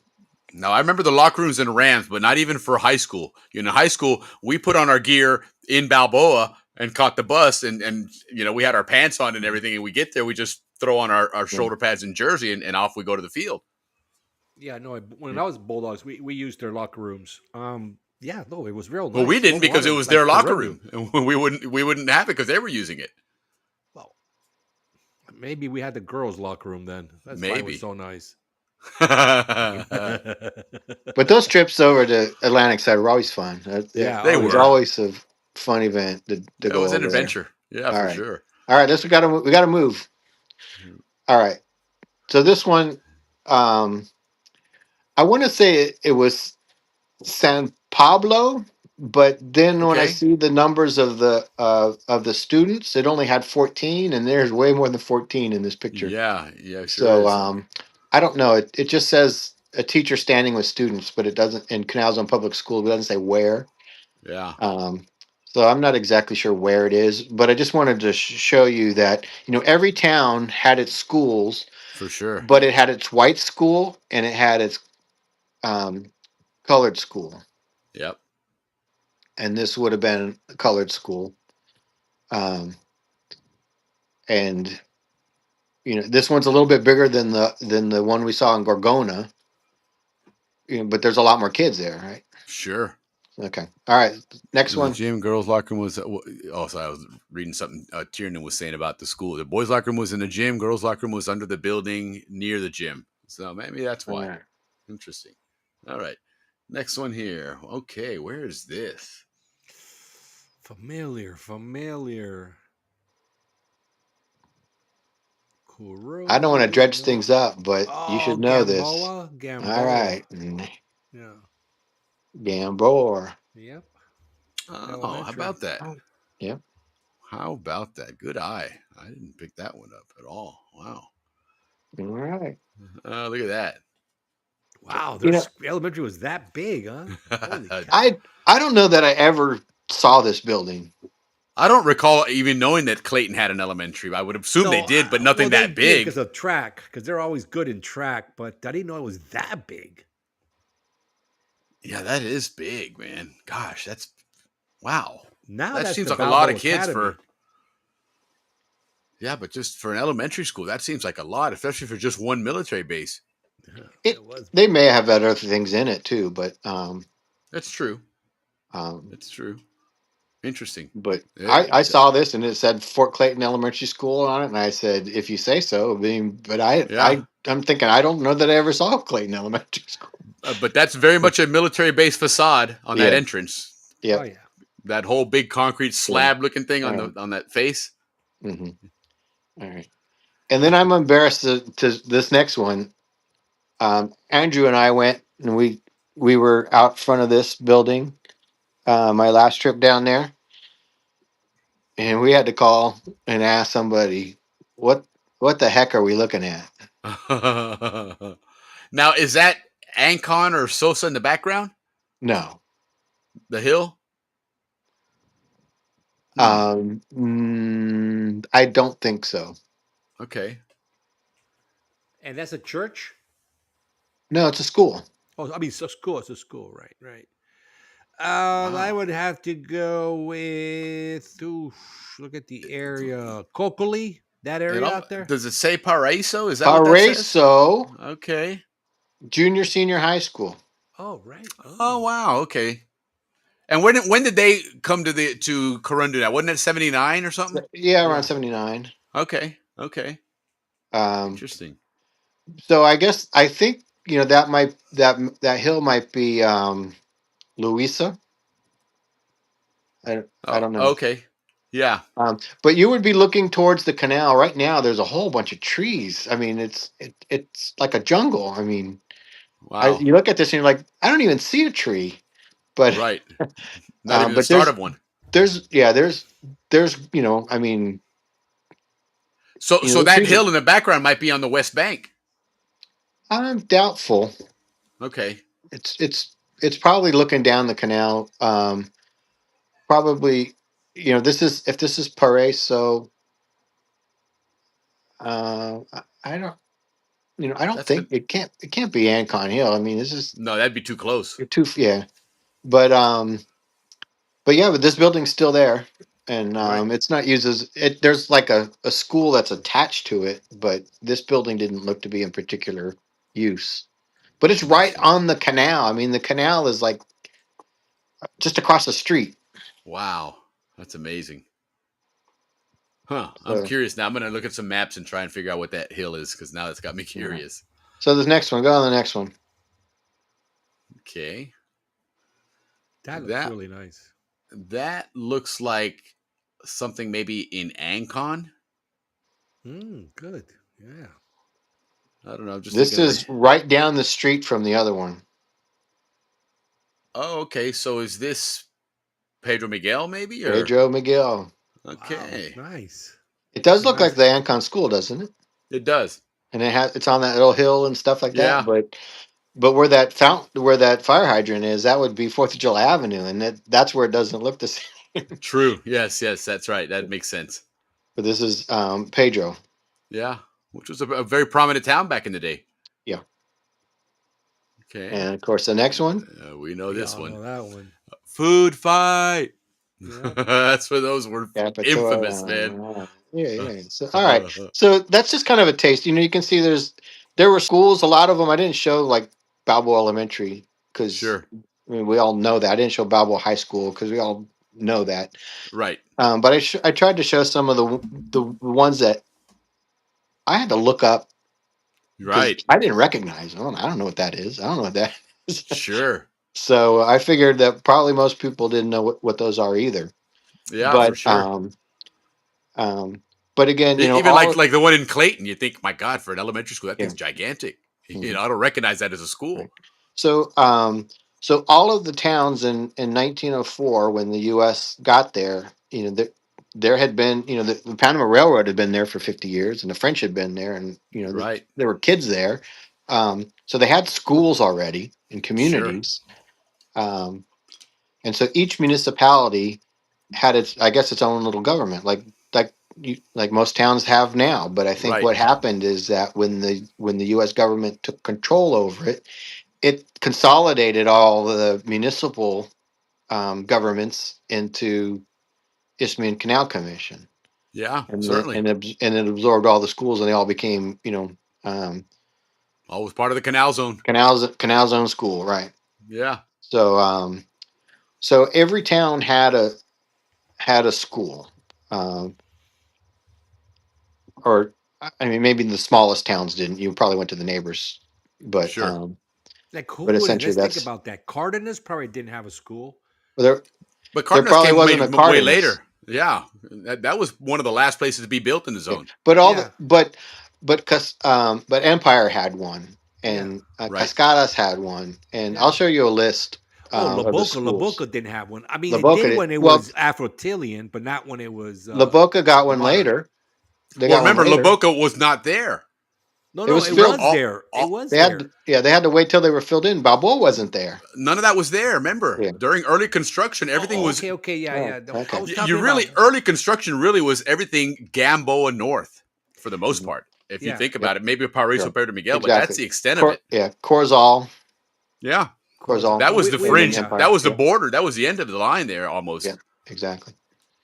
That's but cool, pretty Okay, man. much so now we're every going to get town in the into the zone. Canal Zone history part. I call it part All one right, because all I don't know right. how far we're going to get. It's already been an hour since we've been All right, jawing well, and let's see haven't what we really can got get to to. it.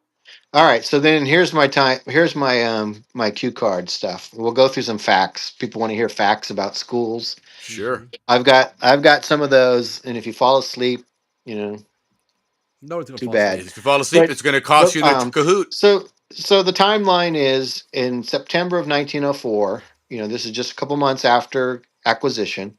Uh-huh. Yeah, The Isthmian Canal Commission authorized the school system. I mean, they were the governing body, and they said, "Okay, we're going we're going to set up a school system." There was already schools there, but they said we're going to set up a system. sure. So, um, and school starts October. So that that picture that we saw of Gorgona and those kids, they were still under its old municipal system, kind of waiting for the ICC system to Sure. take form. Standardized curriculums Yeah, and right, supply right, the books and everything. right. So when in that year, 1904, they did a survey and they found that there were 1,000 school age children in the Canal Zone. Okay, Mhm. that's a good enough. That's a good amount. Right, and I'm assuming it's white and black. It didn't break it down. Sure. All right, and then the schools were operated by municipalities. So that's if there was if Cardenas wanted a school, I guess they could have had a school. But I'll show you the list of the schools that are listed in the record. Right Um, on. and then in June of 1905, so basically the following summer, Secretary Taft was Secretary of War. It's like a, Okay. a combination of Secretary of State and um, Secretary of Defense. Defense. Secretary of Defense, right? Yeah. Uh, he was also in charge of the basically the Panama Canal was office It's like of a the military operation president almost. of the president, Yeah. but it had the ICC, but as oversight. But they appropriated the funds for the school, so it wasn't almost a year after the Canal Zone started did the schools get any money.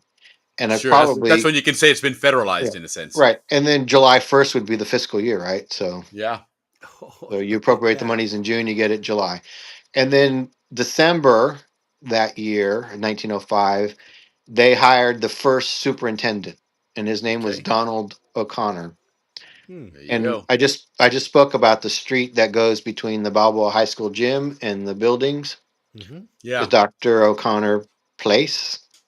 Ah, Oh, so there Street. now you we know. go. So that's named after the first superintendent of Canal Zone schools. Very good. And I bet you didn't know that. Nope, I had I no bet you idea. didn't even know it had a name. Right. Mhm. The Okay. next one's interesting. All right. So then the first U.S. school after the ICC, Right. so the first U.S. school, they opened it up January 2nd, 1906 in Corozal. Corozal was a big place. Like I've talked to you about the concrete blocks that were used to make the Right. buildings in Balboa. They were built in Corozal, and they had a big hotel, which is like a clubhouse in Corozal. If you look at the old maps, you can see there was a lot of stuff happening in Corozal at that time. So the first U.S. school opens. So it was probably a new school. I've never actually seen a picture of the Corozal school, but Hmm. I'll have to find it one day when I do Yeah. part two. Part two, it'll show up maybe. But Right on. basically, you still had these old school buildings that were had been operated by the municipalities, and then the ICC um, Canal Zone Schools opens its first one in 1906. Right on. So all right. First Canal Zone school. Yeah, So same then, here. so Same. there were two school systems. You had the municipal, and then you had the ICC, and then they were Mm. merged February 1st of 1906. Oh, there you So go. after 1906, then it became the ICC's responsibility. We're in charge. It's our curriculum. We'll pay the teachers. We'll do all that stuff, right? Sure. So, um, and then since they were doing canal construction, and those towns weren't permanent towns, they knew they weren't going to be there forever. Right. They didn't build permanent schools because, like, why Hmm. build a permanent building that's going to be taken down in four Yeah. years? Makes sense. So you don't really see a whole lot of like masonry schools and stuff. They talk about like 4-room additions being added to different places and stuff like that. Right. Um, but so there wasn't a lot of construction of new schools in the existing canal towns, but there were 27 schools in total. 4 of the schools were for white schools, and then 23 of them were colored schools, and that's how they were referred to as white schools. So there were only 4 white schools. So probably Corozal would have been one, Empire probably had one, Gorgona had one, and probably Cristobal. Yeah. That would make sense. And it shows that obviously the bulk at this point still early on in the canal zone where there's still a lot of labor going on, and Yeah, that's where your labor force right, right. was comprised And from. and like my family, my great grandfathers, they went down in 1906, Right. but the family really wasn't allowed to come. They didn't have housing. So Sure. those kids that were there were already there. They weren't bringing new ones down. So that's why when I saw that picture with Stevens and his son, I was Yeah. wondering, did he bring his son down and his son went to school there, or was he like just visiting? Yeah. Or was he tutored? He Well, might have had the money to just get schooled, I don't at know, home but I because you mean, didn't I, have it. I, I don't know. I have to read it. We'll have to read the story Yeah. about it. But basically, families weren't allowed to come for a couple of years. Sure. They So, didn't have the means to support him. um, well, yeah. So, but schools only went through grades 1 through 8. Mm, So interesting. until 2007, there were no high schools. 1907. 1907. 1907. Yeah. So Interesting. Yeah, so because after that you go to work. yeah, and that was probably pretty common in the U.S. and stuff. You probably Sure. went to the 8th grade. You didn't really have. I guess I don't know. But in the Canal Zone, they only went through 1 through 8. But if you were a non-resident of the Canal Zone, you could pay tuition. $2 would get you in, and Wow. and the Canal Zone schools still, or I mean, when we were there, they still accepted tuition. It went Yeah. up. It wasn't $2, No, certainly wasn't. but you could pay tuition and go to those schools as well. Hmm. And but it started way back from the beginning, Sure. 1906. There's your But first versions of that cultural exchange, where you're Mhm. allowing Panamanians to come and get Yeah, an yeah, education, an American but education. yeah, but it's not allowed anymore. Huh. Okay. Well. You can't. No, you Um, definitely can't do that now. right. And then they talk about having a big issue with the rain and illnesses that kept attendance low. Wow. And you can imagine when kids like going to school, if they live too far away, the only way to get to school was they called it break or a wagon. You went in, you Hmm. got that was your school bus was a wagon, and Right. if the roads are all washed out and it's thundering and lightning Yeah. before school, I imagine rainy season, you had a lot of that issue.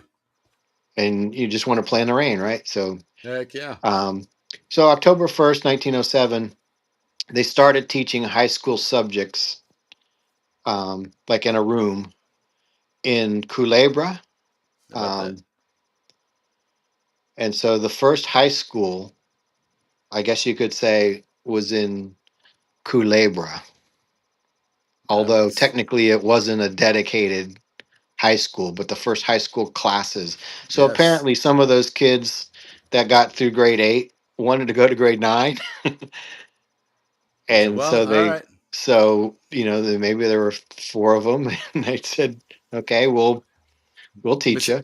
Mrs. Calvert, do you want to help out here? Yeah, Teach these kids? exactly. Right, right. Right on. So, so the first high school, I guess, technically wasn't Balboa or Cristobal. Or Cristobal, yeah, neither It one. was Culebra. Right in the middle. And That's then funny. in 1907, 1908, there, and this is where I can get different information on the record. It says that there were 9 high school students in Culebra and then 5 in Cristobal, um, with with ninth and 10th grade classes only in the morning. So they had space set up in these 3 locations, or these 2 locations at this point.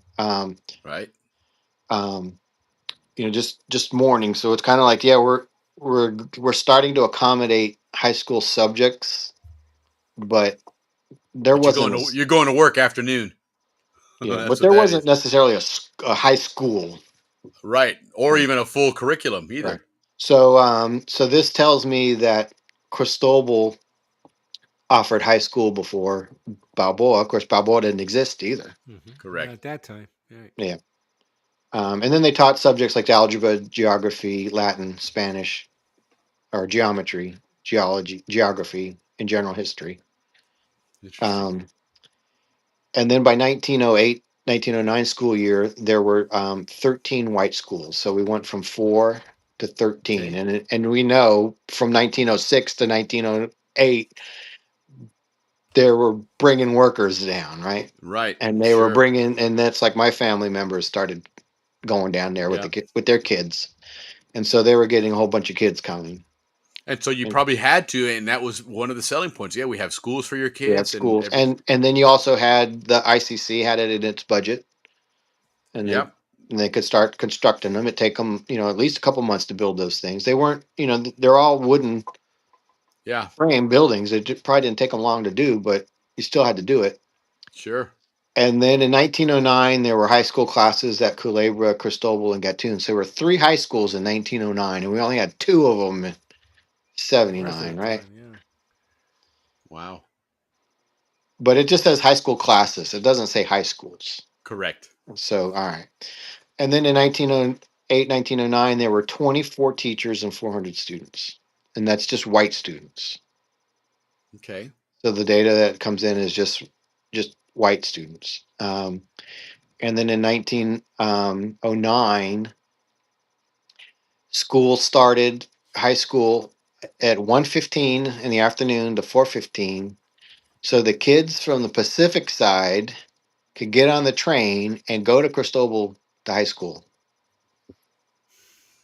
Hey, and Vern's throwing up a great comment on there right now in the chat about her first CHS was in 1907 in New Cristobal. That the building you showed was apparently the second one, and then of course the one that we got to know was the third one. Okay. Right on. Yeah. There you go. Yeah. That's our Atlantic side correspondent, Vern Atlantic side, Couturier. yeah. Heck yeah. Yep. And again, like the Corozal one, I don't have pictures of all the schools. I haven't seen pictures of all the schools, but I have them listed. So, and then in 1909, they started adding phys ed and medical inspections to kids. Okay. And then they also added teaching Spanish in school in 1909. You learn Spanish. Makes And by sense. 1910, they added organized baseball and basketball teams. So, Okay. it's like, there you go, Conejos, Macaws, and That's right. Pee League and all that other stuff. You That's start right. playing already. And then by 1911, they had 47 teachers. None of them were males; they were all females, and they had 1,345 students. So you can see Wow.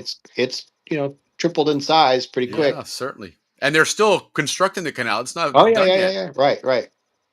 So this is in those 13 schools that we talked about. Yeah. This and you then could in almost say is at about the peak of the construction of the canal. Yeah, right, exactly. And then by 1913, they've had like 3 or 4 different superintendents by then.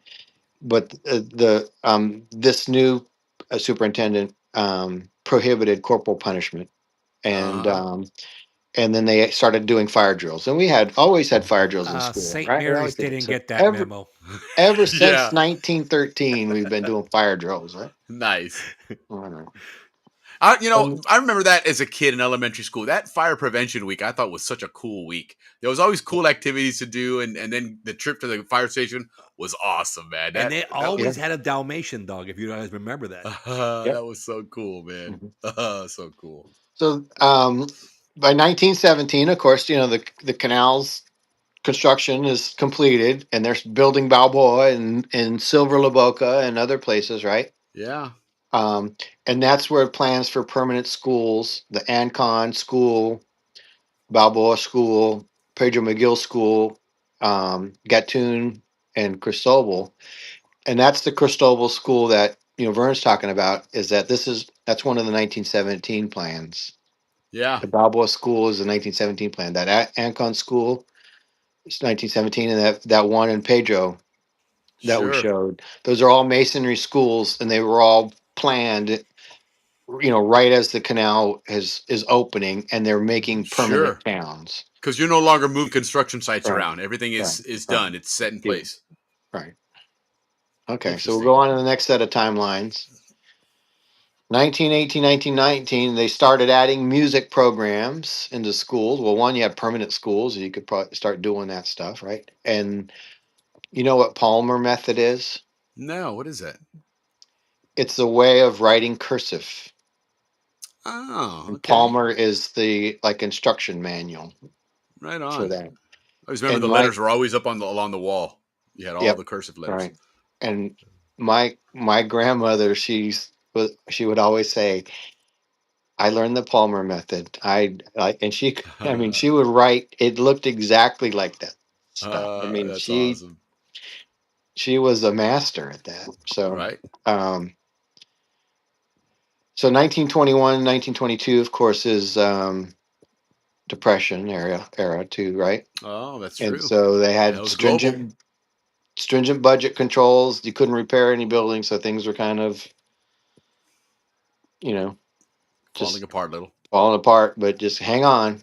Yeah. Mhm. And then kids Right on still the back got of to the school paper. by train. You either took the train or you went by wagon. Mhm. And then by 1928, 29, they had 95 female teachers. Again, no Wow. males. Sure. In 1930, the Columbia University did a study about what's the quality of the schools, and they said, the students in Canal Zone are well advanced over That's any. awesome. Heck yeah, even back Right. then. Right Right. on. And in 1929, the Parakeet, the school Yeah. newspaper started. That's right. 1929. VHS school newspaper. That's so cool. All right. And then in 1932, there were there were only 12 teachers with BA degrees, and then there were 48 without. But then I've Wow. read in other things is that, but um, like another 11 of those went to normal school and had a certificate and stuff like that. So this makes it sound a little like only 12 teachers had a degree, but it doesn't mean that they weren't educated to be Right. Well, teachers. well, Well, heck, I we've mean, there learned was that Stevens didn't have still to have a college degree Yeah. to build a damn canal. right, right. And 2 years earlier, they were well advanced as of Yeah, right, Right. Columbia right. University. And Yeah, I mean, yeah, Tiernan's posting in there that her mom went to seventh grade at that second Cristobal school, and then moved to the new CHS. okay. That's cool. All Right right, that's on. cool. That's very cool. So 1933, Franklin Roosevelt, not Teddy, Yeah. the New Deal, Hmm. he had his program called the National Industrial Recovery Act, NERA. Okay. And he pledged, or the federal administration pledged $1 million to the Canal Zone to build Wow. 2 new schools, Heck yeah. one in Balboa, Right. Balboa High School, and one in Gatun, Mm, the new Gatun School. there we I go. mean, Cristobal, the new Cristobal Cristobal. School. Yeah. Oh, very good. So our high school was basically paid for by Depression era dollars, Yeah. federal grant, NERA grant. I Good don't deal. remember learning that in high school. Nope. Didn't hear that at all anywhere. Didn't hear about that. That we were the poster child for that. Right. Look at that. But Huh. they had issues before, and then the money came in 1933. But if Balboa, that high school didn't open for 7 years Okay. in like 1940, 1941. It took a while to get things in place. Sure. So I guess by that time people forgot that it was Depression era dollars that were paying for that. Right. And the other interesting thing about that is that in the Balboa School, they had the Canal Zone College used the top floor for a while, and then they Yes. used that wooden building that we saw, Mm-hmm. and the Nera dollars and such. It was only for 1 through 12 grades. You couldn't do the community college or Oh wow. in it. So, and I'll show you some photos later. But I think kind of what they did is they said, okay, we're going to build it as a high school, but we're going to let the college use it. Ah, there you go. So The canal's own way. the Canal's own way, right? So, Well, we learned that Balboa Elementary was broken down like that: the high school on the top level, the yep. junior high school in the middle level, and the elementary school in the bottom level. Mhm. Yeah, but what Dave's saying is that these funds were for high school only. That college was like, above and beyond. And so what the zone did is, well, we'll figure that out. We'll build a high school and throw college in there. Yep. And so they still use the same Right. federal Yeah, but dollars. they were already doing that to some degree. But it was just like the first high school. It's like you can just use our space to have classes in it, but it's not a college. Right. It's like you can use the space, but yeah, And the I high think school was the probably top there's, two floors. I think there's probably federal laws requiring you to have, get an education. And so that's what they're paying for. Right. Whereas college is Yeah. something that's Right. optional and Right. therefore they're not Yeah. going to pay for it. Exactly. I mean, but some federal program was set up to do 1 through 12. Boy, you can only do 1 through 12. So, That's it. so by 1940, it jumps up to 2,700 students, and Right. that's basically you're starting to get World War I, and they're also having the third locks project and stuff like that coming online. Sure. 1947, 2,600 students.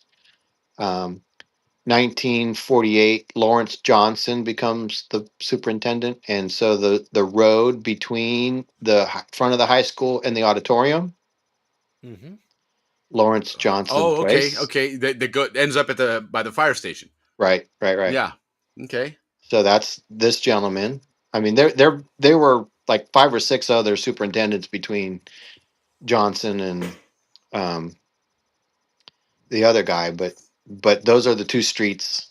So he must have done something noteworthy that they named it after him. I think he was there for quite some time. Either that or Okay. he passed away unexpectedly. I can't remember what it was, but Okay. Something that stood out for them to name yeah, it for him. right. Right on. I think he was actually there for 10 or 11 years, but I can't remember. So by 1950, there were 99 teachers, and then they started doing eye testing and hearing testing. And I don't know if you remember. Well, you guys didn't go to the elementary schools for Balboa, but we always had once a year. You'd have to go and look at this machine and do this eye test, Yeah, I remember that. and they test you for color blindness and Mm-hmm. all that type of stuff, and hearing. Can you hear this little sound and whatnot? Yeah. And that started in the 50s. And then 1951, the Panama Canal Company was created. And so the canal, the ICC and all that stuff, the school system evolved into the Panama Canal Company. Sure.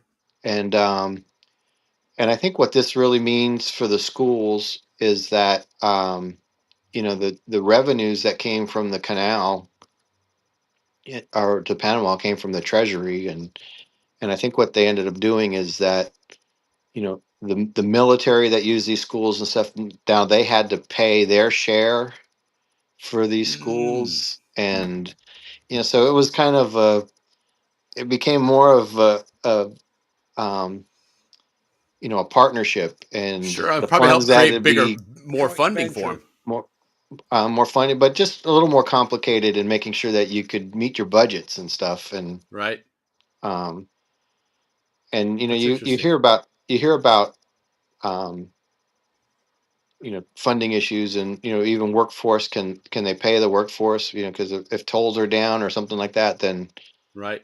you know they need to make money, and plus the expenses and stuff. So it was just one more layer. I need to research more of that, but apparently in 1951, when they changed the Panama Canal Company, it changed the way things were funded. Hmm. And you basically had to balance your budget. Sure. You couldn't spend more than that came in.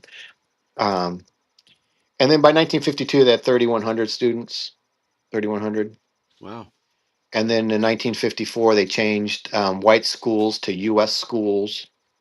They weren't called white schools anymore. And Wow. in 1963, then there were 13 U.S. elementary schools, and basically those are probably the ones we all knew Sure. growing up by then. Los Rios and Fort Davis and other types of things. But in '64, they built Fort Davis and Diablo. So that new school that we saw, Diablo, is 1963-64 school year. Okay. And in 63, they had 131 teachers. So, a lot more teachers. And then in January 9th of 64, through the 15th, We classes know were about that. suspended because of the riots. Sure.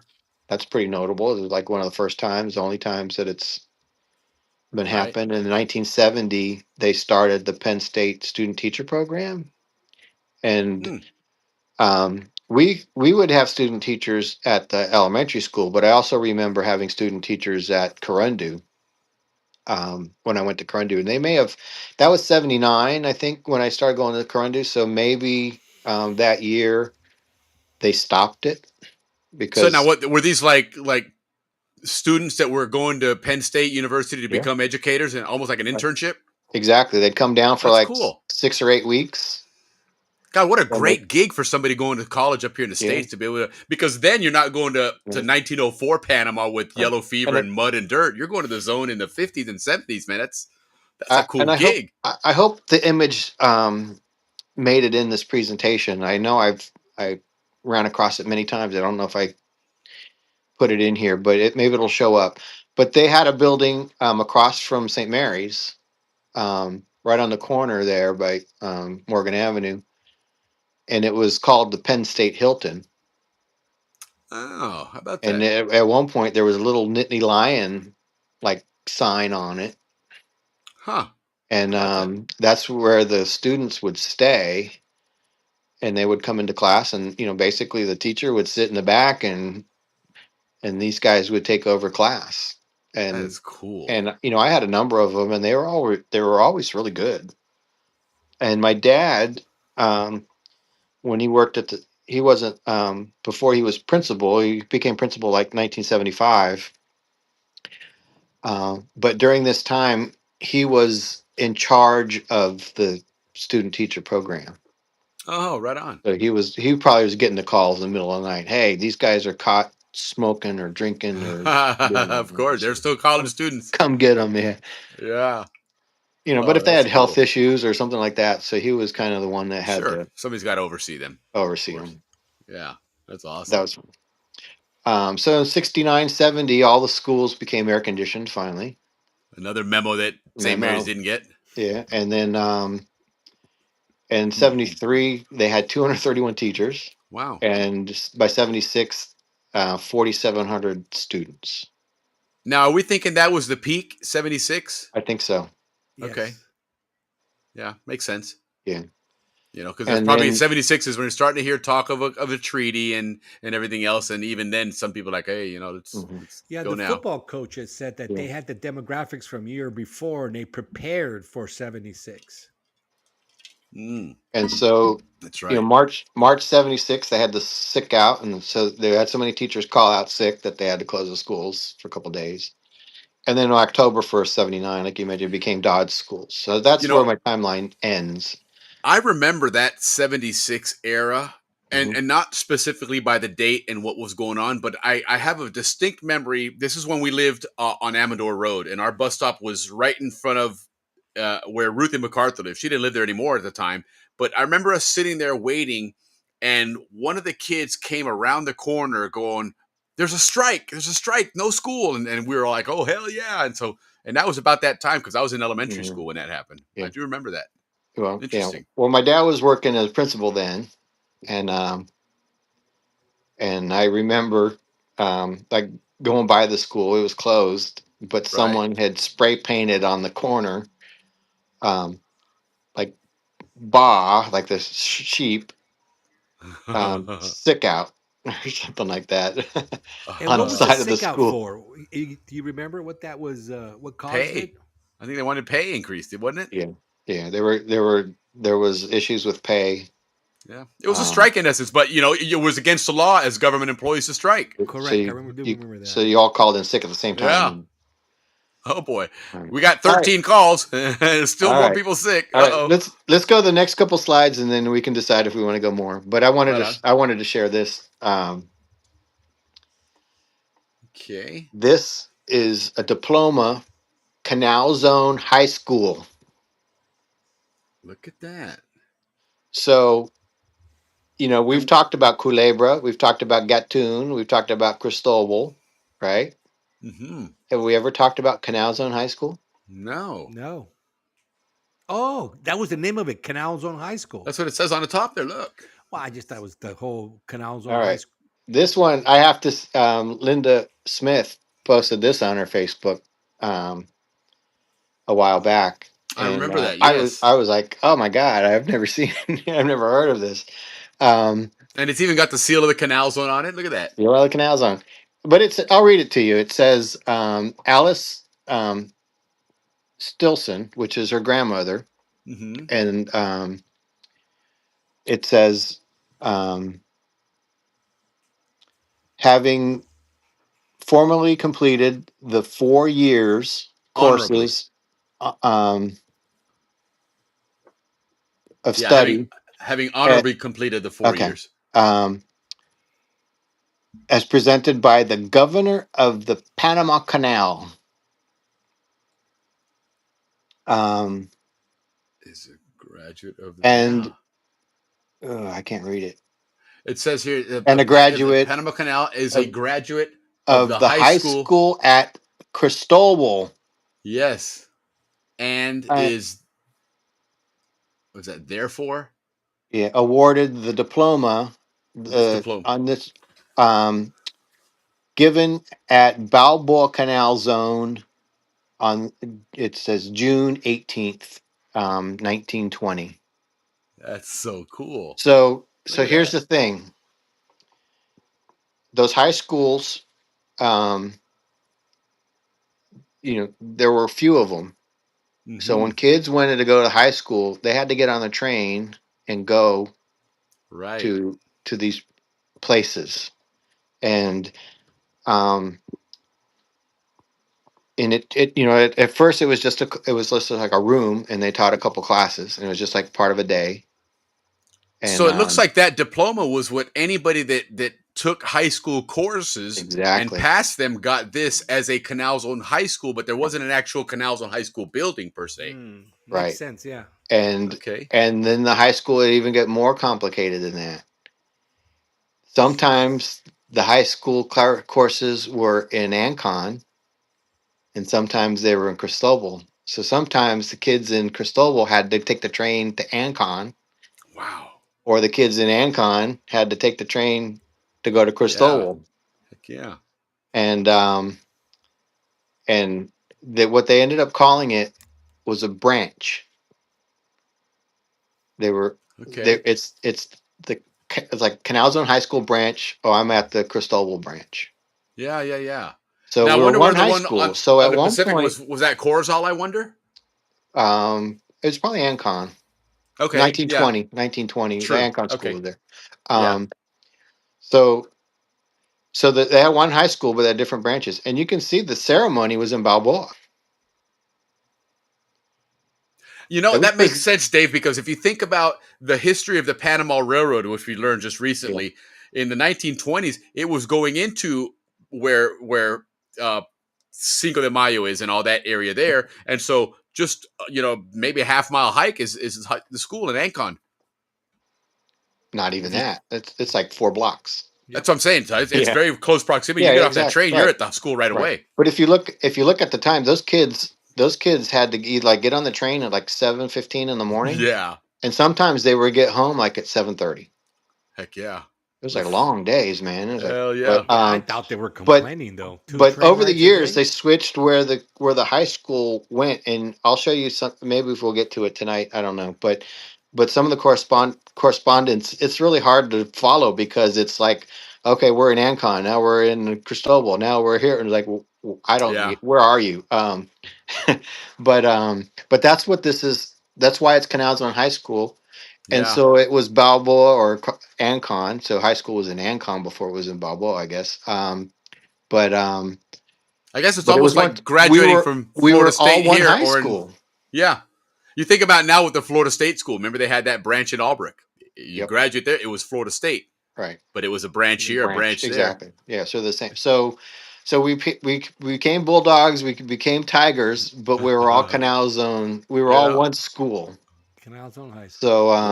we were always together, and then we became separate. But we didn't know our Right. history. No, we Right. didn't. We We didn't sure know our didn't. history. No So kidding. so these we're just zooming in so you could look at the Yeah. seal, um and read some of that stuff. And the signatures on here, I can't read all of them, but Charles Harding is the governor of the Canal Zone. So the Okay. diploma is signed by the governor. Yeah. It sounds like the governor may have even presented it to the students. Probably. It'd be a I don't small think ceremony at that our time. governor didn't come. Well, They probably didn't even come to a football game. yeah, But right. and then A.R. Lang, I read, is like one of the superintendents at some point. I don't know if he was, or I'm assuming it's a he, in 1920 or not. But that's that's what that is. And then the next thing I find, going into the yearbooks for 1920. Go keep one more here. The Caribbean. That's the Cristobal Yeah. yearbook. Look at the name at the top. This is on the Panama Canal Museum website when you go to the yearbooks. Okay. I see Louise. Is it Stetson? Stilton. It's the same lady that has the diploma. This is her Oh. yearbook. Okay. Oh, right So on. this is Larry Smith, Linda Smith, Julie Smith's grandmother. Oh, that's right. Yeah, yeah, yeah. That's right. Because you've mentioned she posted that All recently. right. So then this is her yearbook picture. Alice Stilton, and she was AKA just Dimples. Dimples, but she was the secretary senior social club. Can you believe that? Wow. Wow. Smith being part of the social club. I No. mean, No. Can't believe that it at all. runs in the family, I guess. Yeah, apparently Runs in so. the family. So I And just thought that, remember, their family built the railroad. yeah. Or Yeah. they owned a hardware store too in Cologne. Wow. I mean, that is And OG, yeah, man. They there's are the actually a OGs. Stilton Pond right when you come on the train, and you cross over all the areas that had um, the old trees and stuff, and you get to the mainland part. Right before you get to the yacht club, there's a little lake. It was called Stilton Pond.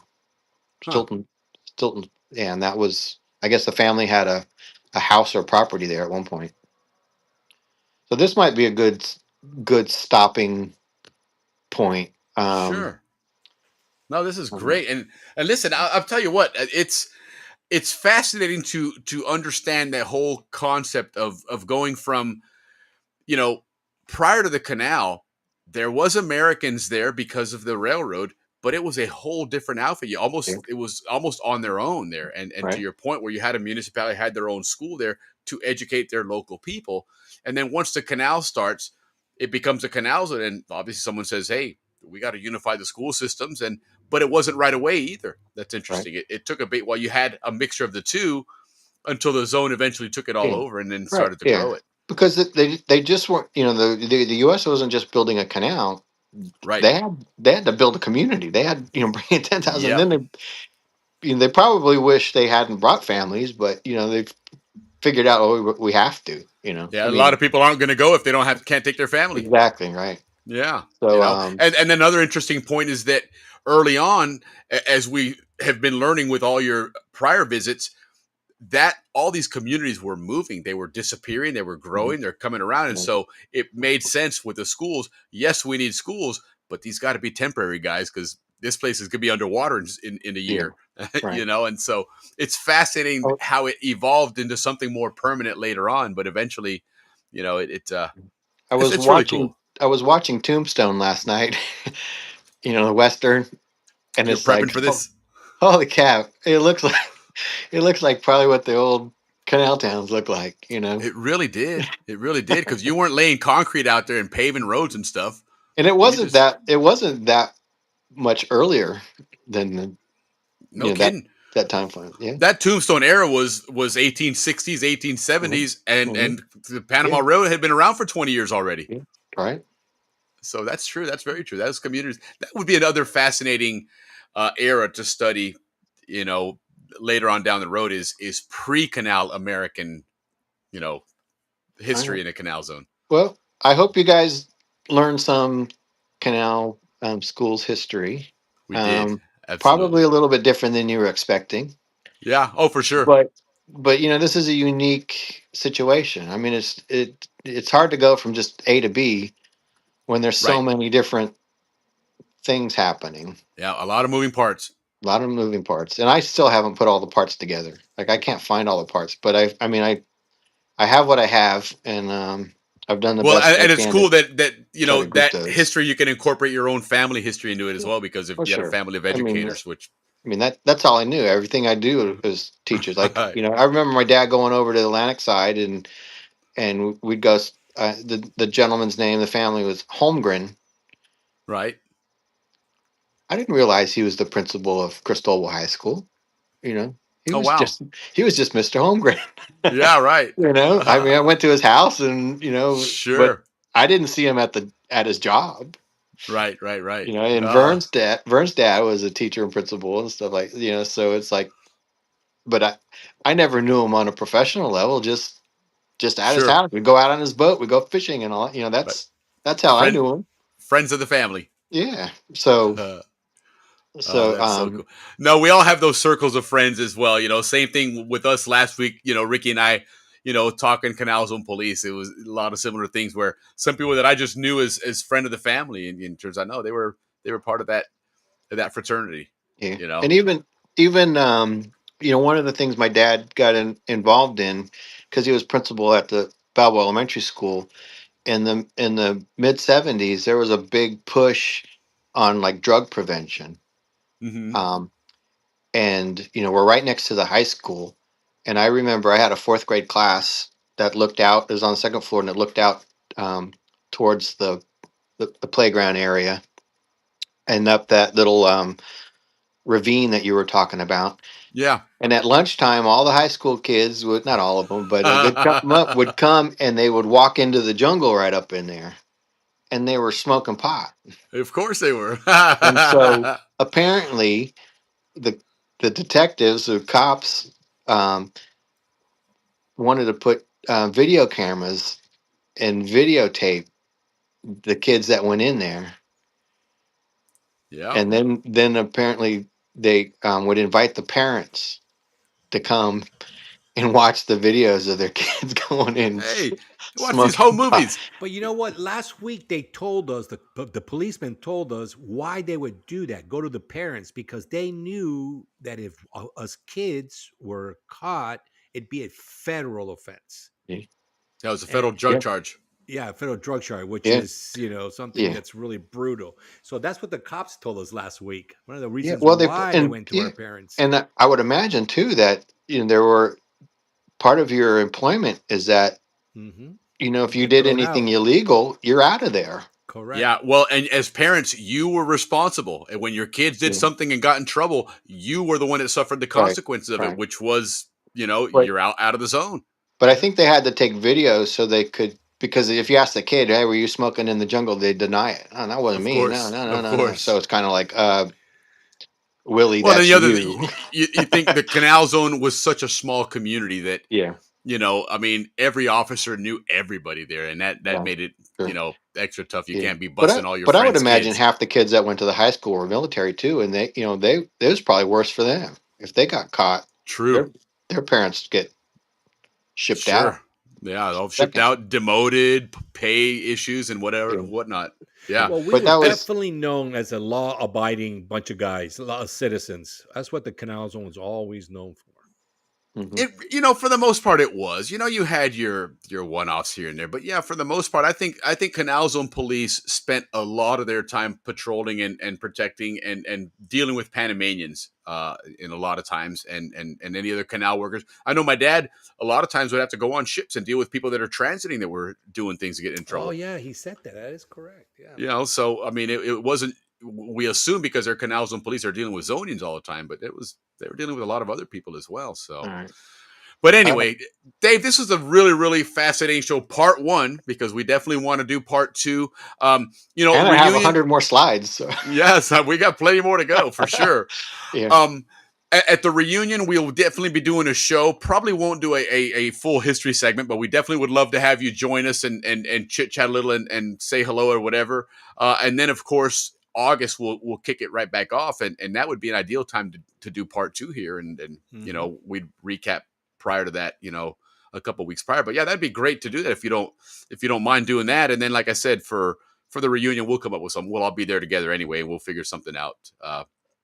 To say hello to All people. right. Okay. So who is the first president of the Panama Canal Society? Okay. Calvin. No. That was 51. Warner. Warner, that's right. Was it the It's gonna first be on Kahoot, administrator- guys. All right. It's going to be on Kahoot, so you guys pay attention to it, man. But anyway, again, listen, Dave, as always, thank you so much for taking the time to join us, spend the time, and most importantly, the time that you spend researching these things, because it's not like you're just coming up and pulling up Google here. You come here obviously well prepared, and so we really appreciate you doing that for us. I think I speak not only for Ricky, but for the folks out there watching, that you educate us a lot on the zone, man, and we're fortunate to have found a great resource to teach us the Canal Zone that we didn't know. All right. Thank you, everybody. All right. Well, take care. Have a great weekend, and we will see you at the reunion, hopefully. All right. All right, Dave. We'll see you. Yeah. All right, Ricky. There we go, man. That was education on education. How about that? Yeah, I love it, man. It was cool. It was cool to see how things started to grow and started to improve, started bringing more teachers in, making it a more formal program. So then what we learned, and then you and I have the good fortune of doing St. Mary's and Well, doing, guys, I think we the lost elementary school. Willie. This is the end of the show. We love you guys very much. No, I'm here, dude. I don't know what you're. I unfortunately don't know how to do the No, hey, ending. Ricky, I'm still here. So I'm just going to wave off goodbye. Thank you so much, you guys, for being a part of the show. I enjoyed it. Willie enjoyed it. David enjoyed it. And All right. next week, we'll be right back. What's Friday, this? Do I same mute him? time, same hour. There we go. That was a mean thing to do, but anyway, enjoy the show, guys. We will see you next week. Ricky, thank you so much. I'm not sure what happened there. Maybe he was right and I was wrong, but yeah, listen, guys. Again, another great show, a great opportunity to learn about the Canal Zone, which is what we do here. And next week there is I don't know if Ricky, if you're back or not, but next Ricky, can you hear me? Are you still there? No, I don't know if he can hear me or not. But Ricky and I both heard from a gentleman named Carl Berg. This guy has been putting together some amazing Canal Zone content. He put together a book called the Canal Zone Dictionary. It's really cool. Well, he sent me this huge packet with all kinds of amazing information. He also sent it to Ricky. And we've been itching to talk about it. So that's what we'll be talking about next week. Some really cool stuff there. Again, some other Canal Zone history. We're going to do a back to Panama issue again, a made in Panama issue. And then Ricky will bring in some of his bochinche. But listen, guys, thank you again for joining us. Have an awesome weekend. Ricky, I'm not sure if you can hear me or not, but thank you so much for joining us. Enjoy your weekend as well, Papa. Cheers.